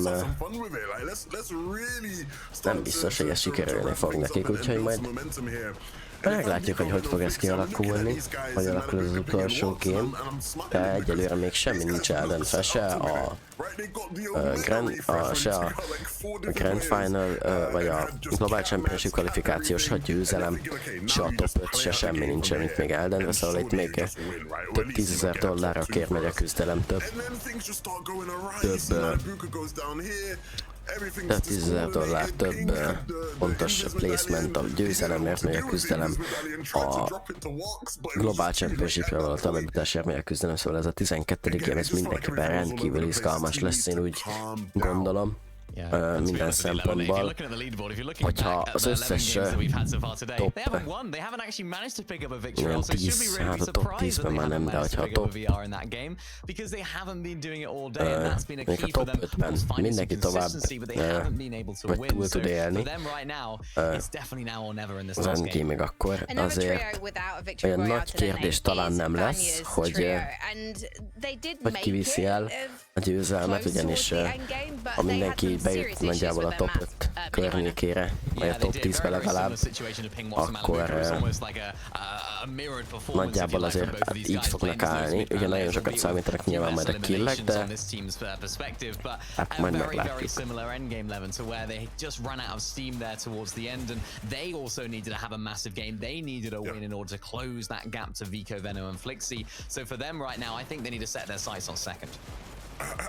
This game is going to teach me a lot about Marius and Pixie. You know, Vanya is a champion. Vanya's shown us that, you know, with the right teammates and the right situation, he can win an FNCS, right? I know that from Vanya. When I look at Pixie and Marius, I look at two young stars who have lit the world on fire over the past year and haven't quite had, you know, the best opportunities maybe in an FNCS to actually go out there and win, right? And compete to win. This game 12 tells me a lot about who these players are going forward, especially in the case of Marius, right, with all the hype he had last year. A lot of people counting him out. They said, oh, he's got to get away from Sandguild and play with people better, right? You know, all these things, all these narratives that we've had over the course of the year for those two as talented players culminates into this next game. I want to see them go huge. Well, this is going to be a huge next game, boys, because we don't have a champion secured. Venno, Vico and Flixie, they might look confident for that #1 spot, but anything can happen when everything is on the line. And there are so many experienced big names who are within arm's reach of that top spot. There are 2 places up for grabs for our trios in the global championships. Everyone wants to secure this at the start of the season so they can just go onwards and upwards from here. But who is going to be #1? After this game, we'll find out. The prestigious Blade of Champions, a guaranteed spot on the battle bus for the global championship taking place later on this year. There are some huge implications that could potentially pan out here for our final match, Major 1 finals. The pressure is on the line. Will Vico, Venno, Flixie be able to hold on to the throne and claim that Blade of Champions? Will they get overthrown by either Malibuca's trio, by potentially Vanya's trio? Will another trio in the top 5 make the comeback? That question will be answered in this final match of the EU FNCS Major Finals. I could not be more excited, Taco. And considering how we left off yesterday, we get a chance to seal it all up once and for all because we have Game 12 underway. Thinking about early games, though, a lot of these trios in the top 5 aren't contested. One that is, though, is Queasy, Murstache, and Swizzy. We've seen this battle time and time again at Seaport City. How will it shake up in this last match? They didn't have a chance to make something happen in the end game last match, so it's all up to them now in game 12. Hogy fog történni ez a... And Murstache, he's got a streak to try and keep alive here. A következő match, nézzük az egyik legfontosabb Osborn fightot, Queasy, Murstache és Swizzy. Ez az, ami nekik nagyon fontos. I shouldn't say potentially. It's a huge uphill battle even to try and overtake where Veno, Vika, and Flixie currently sit on the leaderboard. They've got to go absolutely nuclear in this lobby. Közben XP egyébként nem akartak Kamit, szóval az nem túl jó. Kami számára, a lengyelek számára. This off-spawn engagement is that even if Queasy, Swizzy, and Murstache do end up winning this battle, if it takes too long, they're gonna end up losing it to the third party. So it's either they take it very quickly or they just loot up and disengage. And it looks like both trios right now are trying to take the safer route for this last Egyikük match. sem akar fájtolni. Egy teljes mértékben meg tudok érteni, ugyanis a third party az nagyon sokszor mind a kettőjüket szétszette, és talán ez az egyik legbiztonságosabb megoldás mindkettőjük számára. Közben Tini, Skiviv nincs túl jó pozícióban, de meg tudja ölni a domot, domtatot. Nincsen Mattia sem, sajnos lepussolja őket, de sajnos nem tud megölni Evikéket. Itt van Veno, Vico és Flixie. Nem landolt rá végül senki, nincsen itt ilyen szerintem nem is volt senkinek a fejébe ilyesmi. Nem annyira kicsi a gap kettejük között. A két vagy három csapat között ott az első három csapatból, hogy egyszerűen nem érné meg nekik talán, mert hogyha meghalnának viszonylag a game elején, akkor nem tudják. De hogyha olyan kicsi lenne a gap, hogy talán azzal a 3 kill-lel megelőznék őket, akkor megpróbálták volna talán azt, hogy rátrappolnak. De így nem volt valószínűleg az eszükbe sem, hogy ezt megpróbálják.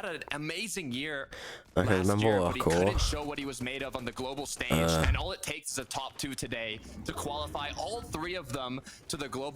Volkoék harcolnak.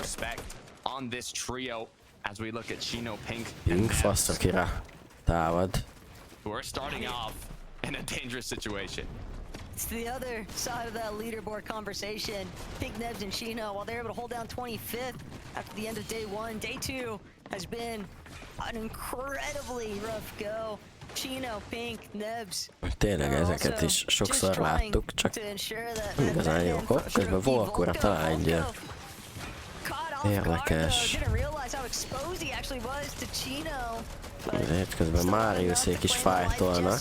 Marius szerez egy killt. Előre nagy... nem olyan nagy a AP vesztesége a triójuknak. iFrozy itt rombolpasz nagyon szép. Hát volna, ha meg tudja ölni, vagy befullboxolni Mariuséknek. Nagyon fontos, hogy itt ne halljanak meg. Pixie, úgy látom, szerzett még egy killt. Pixie majdnem meghal közben. Leteli Artist és Artis egy HP-val a körön belül nem fog túlélni, és meg is hal. És már őszig le tudják zárni ezt a fightot, és már 4 kill-lel vannak, úgyhogy ez azért nekik nagyon jó. És itt egy újabb fight, Moneymaker versus Veno, Vico és Flixi. Ez is egy nagyon fontos harc számukra. Egy Stormsurf szempontjából, 2 killek szempontjából 3, hogyha meghalnak, akkor nagy eséllyel elvesztik ezt a Grand Finals-t, amit már az előző meccsben befejezhettek volna akár, ha nem halnak meg olyan hamar, de így sajnos nem sikerült nekik.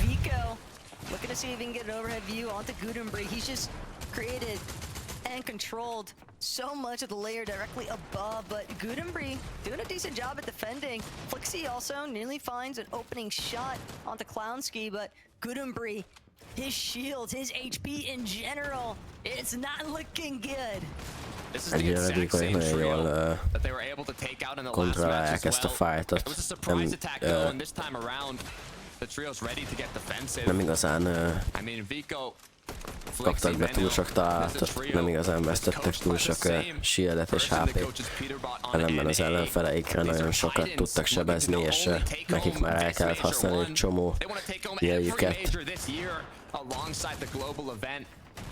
And this is the start of it. If they're able to win this fight and set themselves up, give them that freedom to continue rotating later on in this match. Ez a refresh is nagyon fontos lenne számukra. A killek és a Stormsurf mellett, ugyanis Vikónak már csak 30 buildja van, de még most itt az early game-ben bőven van rá esély, hogy visszafarmolja itt a Laditfrogs és környékén, ugyanis ez mind az övék, ez a hely. Uncontestedben megkapják, és náluk biztos, hogy van még csomó hely Laditfrogson belül is, ahol tudnak szerezni materiált. De Venónak már a ammója is kezd kifogyni. 6 áramolja van mindössze. Már csak a shotgunján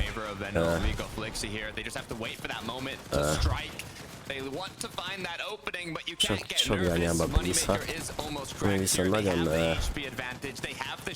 nem jó számukra, hogy ez a fight azért már nagyon hosszan elhúzódik, és nagyon sok materiált és nyersanyagot használtak fel. Ugyanaz a kettő, nem mindegy. És Clownskira találnak és ott az első elég sok mindent eldönthet ennek a fightnak a végső kimenetelét eldöntheti. De most Flixi lemegy a földre, és itt ez az, amiről beszéltem, hogy nagyon sok mindent számít az első kill, és talán most Venóéknak valahogy nulla motivja van Venóéknak brutális probléma ez. Ez az összes scrapje volt Vikónak is. Vikónak muszáj lesz elmenekülniük. És ha jól látom itt a közelben, újjaj, és Venóéknak menekülniük kell.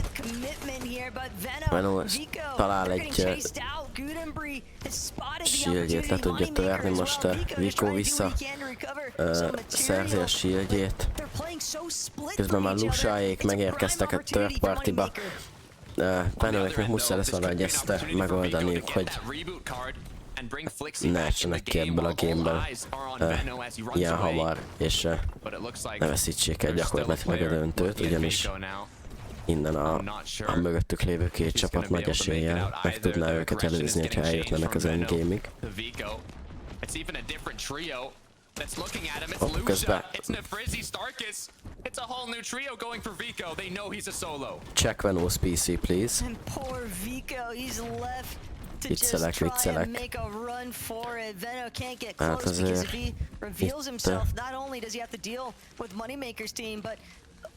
Venóéknak most egy elég nagy problémájuk van, hogy úgy mondjam. Nem kis hajba vannak.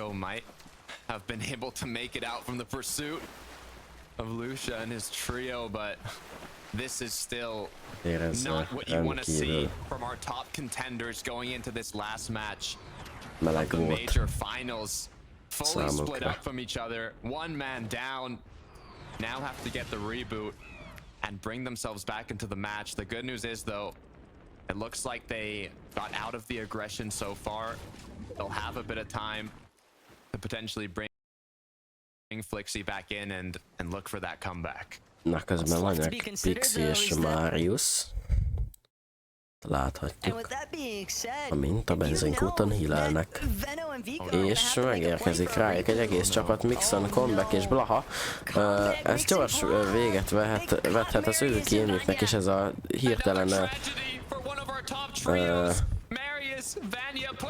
megérkezés, vagy hogy mondjam, hirtelen gliding, de nincsen nagy probléma, ugyanis sikerült kijutniuk a nyomásból, és Datomic Comebackék egyből el is hagyják ezt a fightot, valamint közben Flixie egyébként visszajött a meccsbe, és úgy látom, hogy nagyon közel nincs is semmiféle veszély, és nincsen semmiféle fenyegetés, de azért Flixie-nek még lesz bőven mit lootolnia, ugyanis muszáj lesz nekik Flixie-nek valami fegyvert és némi healt is szerezni, meg mobilityt, mert anélkül nem érnek vele túl sokat. And Flixie, they still have so much to make up for. They've got surge and time lost in that kind of essence, but they can still make up for it, and they can definitely still hold strong here. Malabuka walks and Ping walks after day one of these major finals.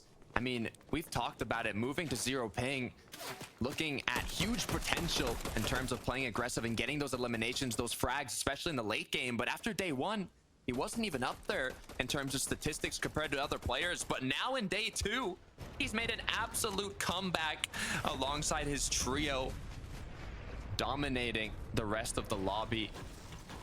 Can they bring that forwards through this last end game when it matters the most? As we look back at Swizzy, Queasy, and Murstache, they made it out of Seaport this time, but not without any eliminations. Oh, Malabuka! Hoppa, Malibukáékat mongálék. Urják. Kicsit. Ajjajjajjajjajjaj. Ajjajjajjaj. De Malibuka meghal. Savage megöli. Muszáj lesz tartaniuk a falat. Nagyon szép. Kill Mr. Savage-től. Kevésbé szép Vox és Ping és Malibuka szempontjából, ugyanis hát ketten azért már nehezebb lesz egy kicsit. De hogyha nem tudják összeszedni a kártyát. Úgy látom, hogy a közelben panzeréket közben. Közben Murstache, Queasy és Swizzy is bajban vannak. Úgy látom. Azért itt a top csapatok közül most itt többen is viszonylag közel kerülnek a halálhoz. Ugye azért Mariuséknek is volt egy viszonylag nagyobb meleg helyzetük. Most itt Murstache-ék is megoldották, bár megoldották ugye, de azért ez se volt, ezt nem tudom, hogy pontosan mi történt, de azért valaki biztos, hogy próbálták őket megtámadni, ugyanis hát, a HP-jük az azt mutatta, hogy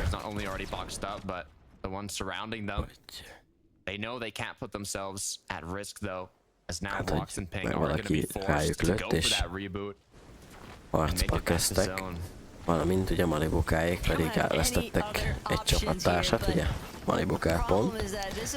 Szóval ezt úgy kellett volna inkább mondanom, hogy Pingék, vagy Voxék. Szóval ők elvesztettek egy csapattársat, de úgy tűnik, hogy másik Forestben vissza tudják hozni az életbe, és a minimapon egy nem látok egy csapatot sem közelben. Hopefully we'll De see them lehetséges, later on, hogy... but I'm also thinking Nem. Azt Vanya, hittem, hogy a Pixie, körbe lévő csapatok rá fognak Marius. Now lőni. this is a trio. Na közben már őszék ismét. Úgy láttam, hogy Has talán what it takes to be a champion, bajban but vannak.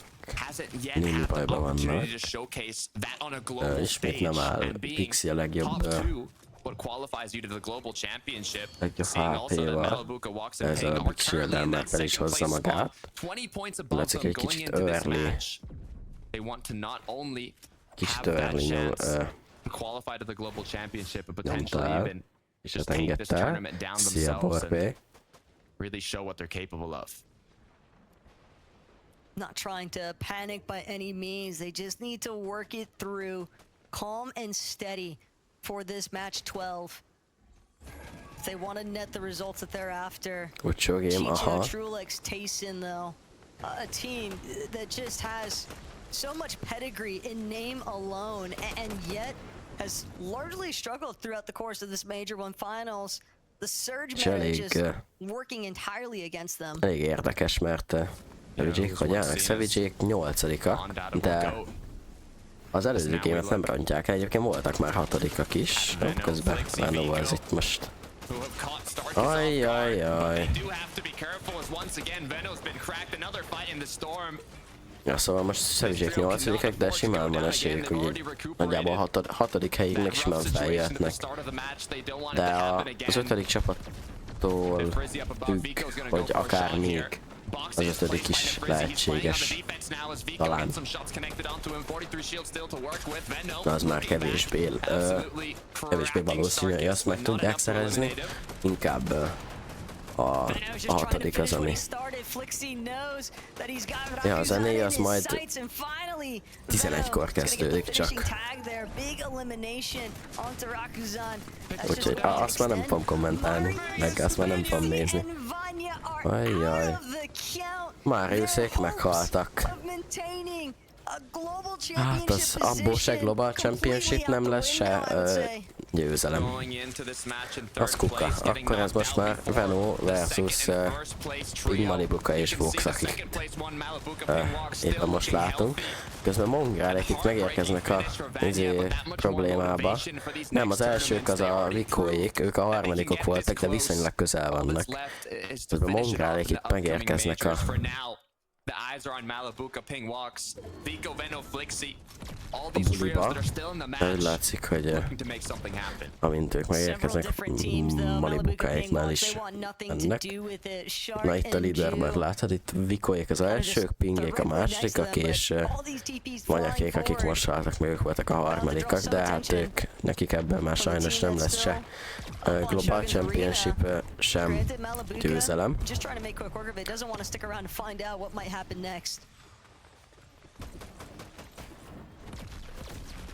Rift Island doesn't close inside of the zone here as Malibuka takes some shots rotating on in. Ja, úgyhogy egyelőre ezért... Hoppá, és Vox lenokkolódik, és Malibuka egyből is megy is oda, hogy segítse Pingnek felszedni Voxot. Mert ez most nagyon fontos számukra. Nézzük, Mongrálék most ZND-ékre vannak rá talán, aki ZFX the servers, de... Hopp, közben Flixi meghal, Veno, lovos, és kapják a triple spray-t, megpróbál elmenekülni Vico a teleport segítségével, azért, hogyha ők most itt meghalnak, Malibukáiknak hatalmas előnyük lesz. Vico 0 HP-s, Veno ismét 0 HP-s, Veno meghal, Vicónak 5 HP-ja van, Vicónak 5 HP-val és 0 heal-lel kell innentől kezdve szólók látcsolnia, és még nincsenek benne a placement pontokba. Ha itt kiesnének 50 pontot, Ping, Vox és Malibuka simán vissza tudna hozni talán. Azért ez... Na ez így mondjuk egy kicsit most érdekessé tette a helyzetet. Hát azért 5 HP-val, 0 heal-lel, 2 darab izével, 2 darab build-el, hát ez így nagyon érdekes. nincsen semmije gyakorlatilag. 6 darab TP-je van, és max pult kapott, ráadásul.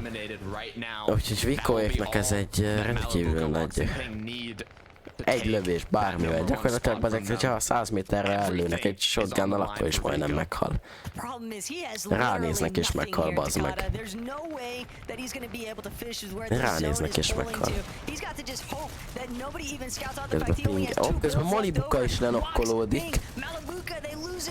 Malibuka Fox is meghal. Lehet, hogy végül... Hogyha Vikó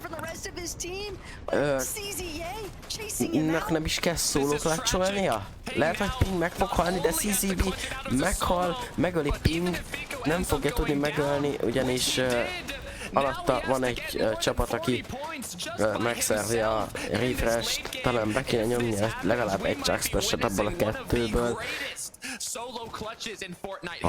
Na itt most a 2 szóló. Az a baj, hogy ez így most viszont a Vikó kezére játszik, mert Pingnek nagyjából ilyen top 5-ig kéne elmenni, és még csak top 16-nál járunk. Úgyhogy hát ez így rendkívül érdekes, hogy a top 5 csapatban ez így. Mikor az már döglött? Hát gondoltuk, de Ping nem valószínű, hogy 50 pontot tud szóló klatcsolni. Az rendkívül nehéz dolog. Azt szerintem jelenleg a világon vagy egy embernek se sikerülne az egy emberhez meg a Peterbot. De ezt még szerintem most ő se tudná trió módban. Ping talán most itt szerez egy kis mattit, olyan nagyon sokat nem, de azért arra pont elég, hogy valamennyi legyen. Nem látom Mongrálékat, ami azért egy kicsit aggaszt. Ping 40 HP és semmi izé. Ott egy reboot van, most visszaasztatod a Malibukáékat, tesó. He can't even think about it. He's got exclusively wood builds at this point. He's just trying to elkezdett volna rebootolni azért. Mit ment volna az ecsi? Ha meg rebootol, meg itt beállsz, nem tudok előni. Hát azért. Na, szóval hol vannak a mongrálé? Kurva gyorsan, lássam. Hol vannak? Látom. Bazd meg. Látom. Nem ágrandom vannak, az nem jó. Hol vannak, bazd meg? Mongrálék haltak, na faszom. Balfaszok. Bezzeg én túléltem volna. Kurva élet. Na Swizy, Mersac és Queasy, ők nem tudom mennyire vannak még benne a top 2-ért való harcban. Ping egyébként mindig megy, csak még mindig nem elég neki az a pont. Kell. They also need Ping to just be eliminated already. What's this guy got? He has zero business still staying alive. Ping az így csak így úgy van veled, jó? Én crouch-walkolok és csak megyek. Én megyek. Crouch-walkolok, átütök mindent. Itt a gép. Azt csinálok, amit akarok. Só. Ez a csávó. Ő mit csinál? Itt nekem mennyi FPS-em lenne, mit tudom én. Hát Ping sajnos meghal közben. Nem tudom, Mongráik mennyire fognak anyadik helyre fognak ledrappolni, és még demuséknék, ha jól látom, élnek, és ölkölték meg Pinget. Hát nem úgy állja 20. Nem úgy ilyen 60 lenne szerintem. 60-70 lenne talán. De itt nekik sincsen egyébként ilyen 200. Itt nekik is 200 alatt van. És mindegyiküknek ilyen 40-90 környéki videókártyájuk van minimum. Úgyhogy itt nekik is izégatja. Na nézzük, Swizzéjék a high ground-on meg tudják nyerni, és vajon lesz-e elég pontjuk ahhoz, nekik sokkal több kill kéne ahhoz, föl kell menni a high ground, ez most nagyon jó nekik, Pingék talán kibontják a... Pingé, hájjáj, Queasy halt. Így csinóék felnek a high groundra. Szizik, talán ki tudnák egyébként bontani aluluk. De nincs elég matík, hogy ők maradjanak fenn. Merces meghal, Swizy megöli Pinket, és Swizy is meghal, ez nem lesz nekik elég ahhoz, hogy meglegyen a második hely. Legalábbis nem hiszem. Nebs, Chino fenn vannak a high groundon, ez nem tudom, hogy mennyire veszélyezteti Mongrálékat. Darm, Pix és Demus még talán ott vannak a második helyre való csatában, de ők rendkívül le voltak maradva, úgyhogy nem hiszem, hogy ez nekik sikerülni fog. Nekik talán csak egy winner sikerült volna, így van, ők meg is halnak. Nebs, Chino és Pink vannak a high groundon, Tészen és Chicho még élnek ketten. Közben Tészen is szerez még egy killt. Tészen az így most így Tészen. Most így elkezdett játszani, így a Tészen így az utolsó game-en méne. Mert eddig amúgy így nem tudom, nem nagyon csinált túl sok minden. Közben high groundra fel megy volna, hogyha nem ölték volna meg hárman így ennyiből.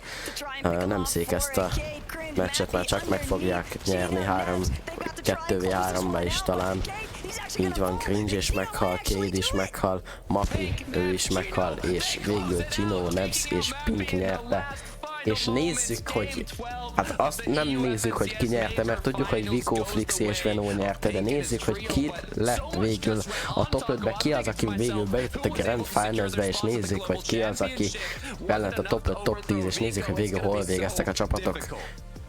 Vico, Flixi és Venó ugye megnyerték, Pinkbox és Malibuka, Vanyag, Pixi, Marius végül megtartották azt a helyet, ahol eddig álltak. A top 10 az nem változott. A top 10 az ugyanaz maradt. Tehát Swizy, Merces, Squeezy ugyanott maradt, Pix, Darm, Demus ugyanott maradt, a meglepetés öcskösök ugyanott maradtak, Trollex, Tayson, Chicho, nem, a Trollex, Tayson és a Chicho az nem itt volt. Nem, a Sky Scroll és a ledroppolt Mongrálék alá, Trollex, Tayson, Chicho viszont feljöttek.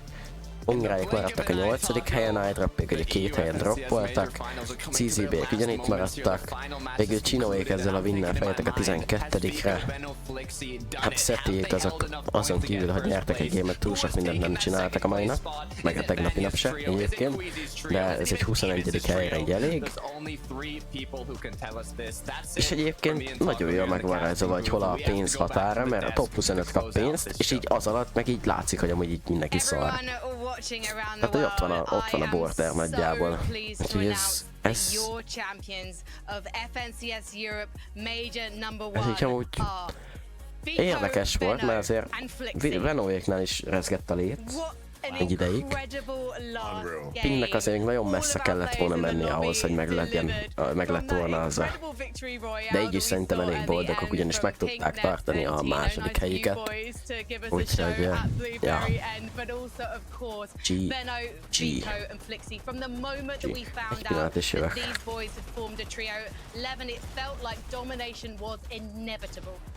And dominate they did. All season long, they were the team to beat. And you can't say they didn't make it entertaining in that last game. But when it mattered the most, they got the job done. Back-to-back FNCS wins for Flixi and Vico. Wow. 3-time FNCS champion now, Venno. Cements his name in the history books. I'm so happy for these three. This Major 1 final proved to be full of so many surprises. There were shocks from so many different areas. Trios that have made their first Major final doing incredibly well. We saw changes in the meta, changes to height, changes to how Island were used. But I think what was not a surprise for so many people was to see these guys picking up so many dominating in so many aspects. Going into the weekend, nem streamen nyilván, mert hajnali 3-kor lett vége. Because they were looking to be contested, but they won, and they played every single game to perfection. It seemed like so many of their games that they had, even if it wasn't ideal for them, they still overcame those problems and still came out victorious. I couldn't be more happy for these guys because they put in so much work and they deserve so much. Holnap nem lenne suli, akkor végignézném. To change the way we look at the formula for success, right? When Vico and them won last year, Hanyadikok lettek a mongáik ebben az utcsó game-be? Így 18-ak, az. Azt szarek. Nek aludni, amúgy ezt én sem tudom. Azt mondták nekem, hogy azt így kell. Ezt nem mondták, hogy miért, csak azt mondták nekem, hogy azt így... Azt így jó lenne. Így hallottam, hogy ezt így érdemes.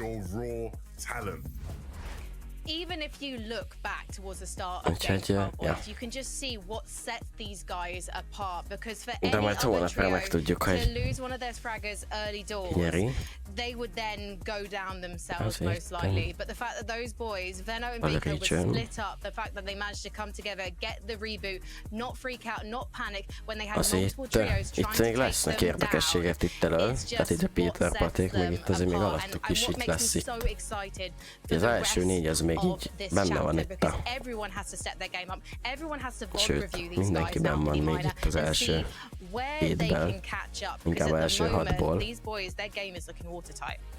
És közben mikor szoktam érdeklődni. Hát nagyjából akkor, amikor rákezdődne. Nem 11 körül.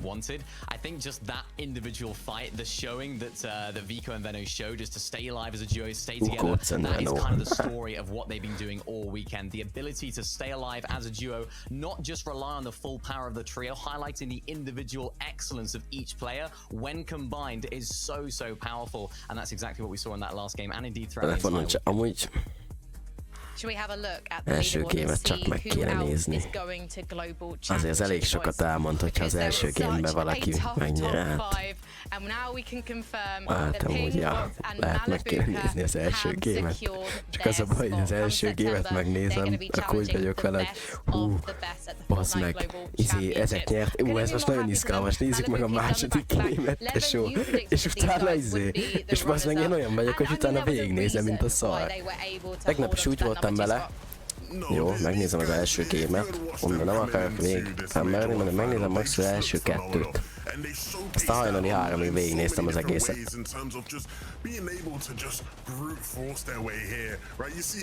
Szóval, ja.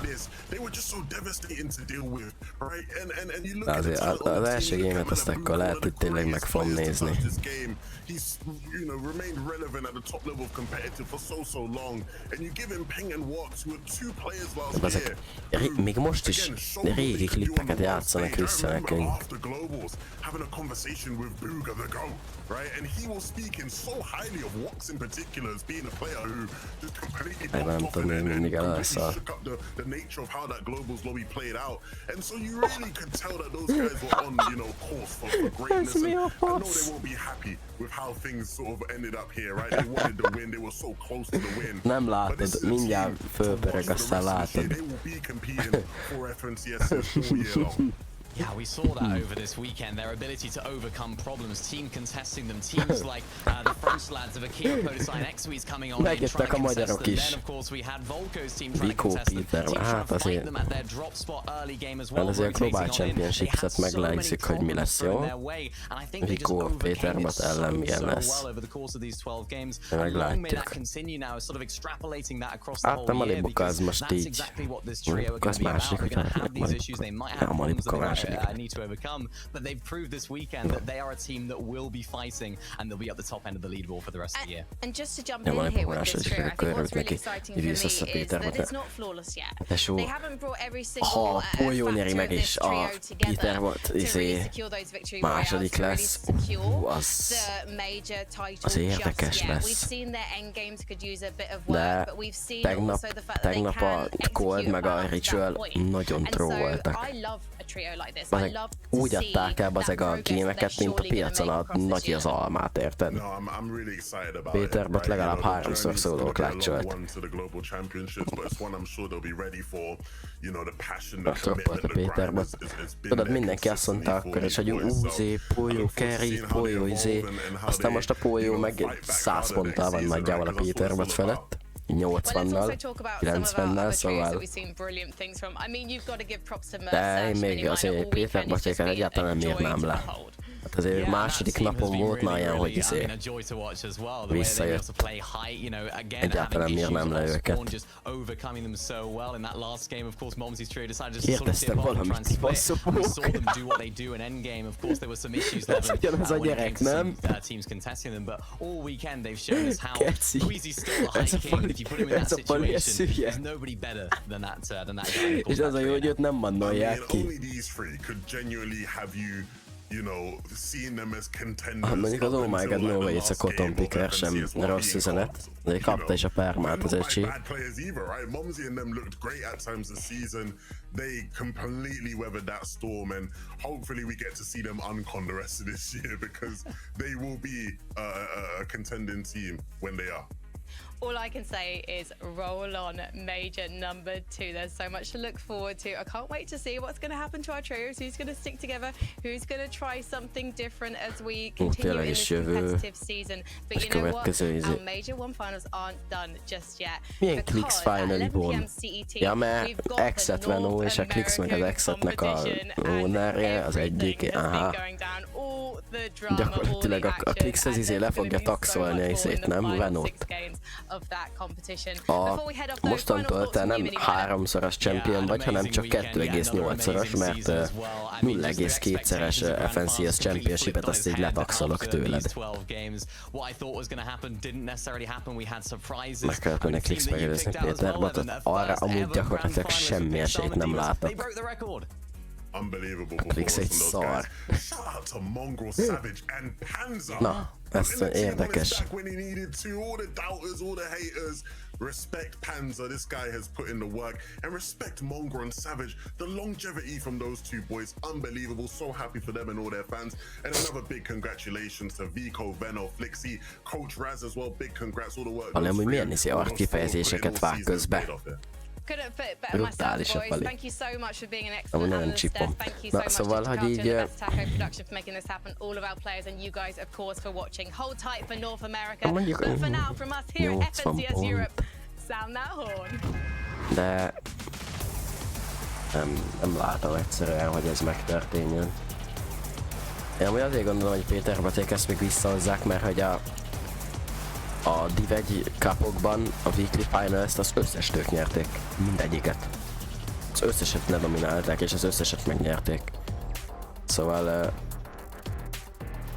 szerintem ezt még vissza tudják ők hozni.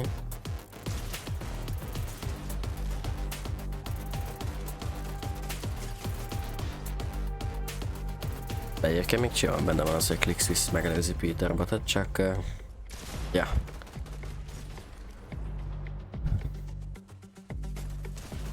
Azért nincs rá túl sok esély. Szerintem. Tehát majd meglátjuk.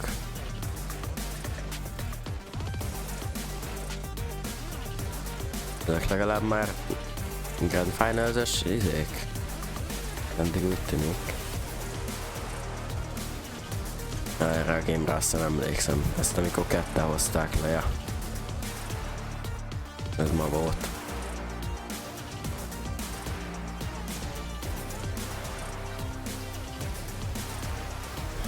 Komiszetén Sarjár 88-ak nagyjából.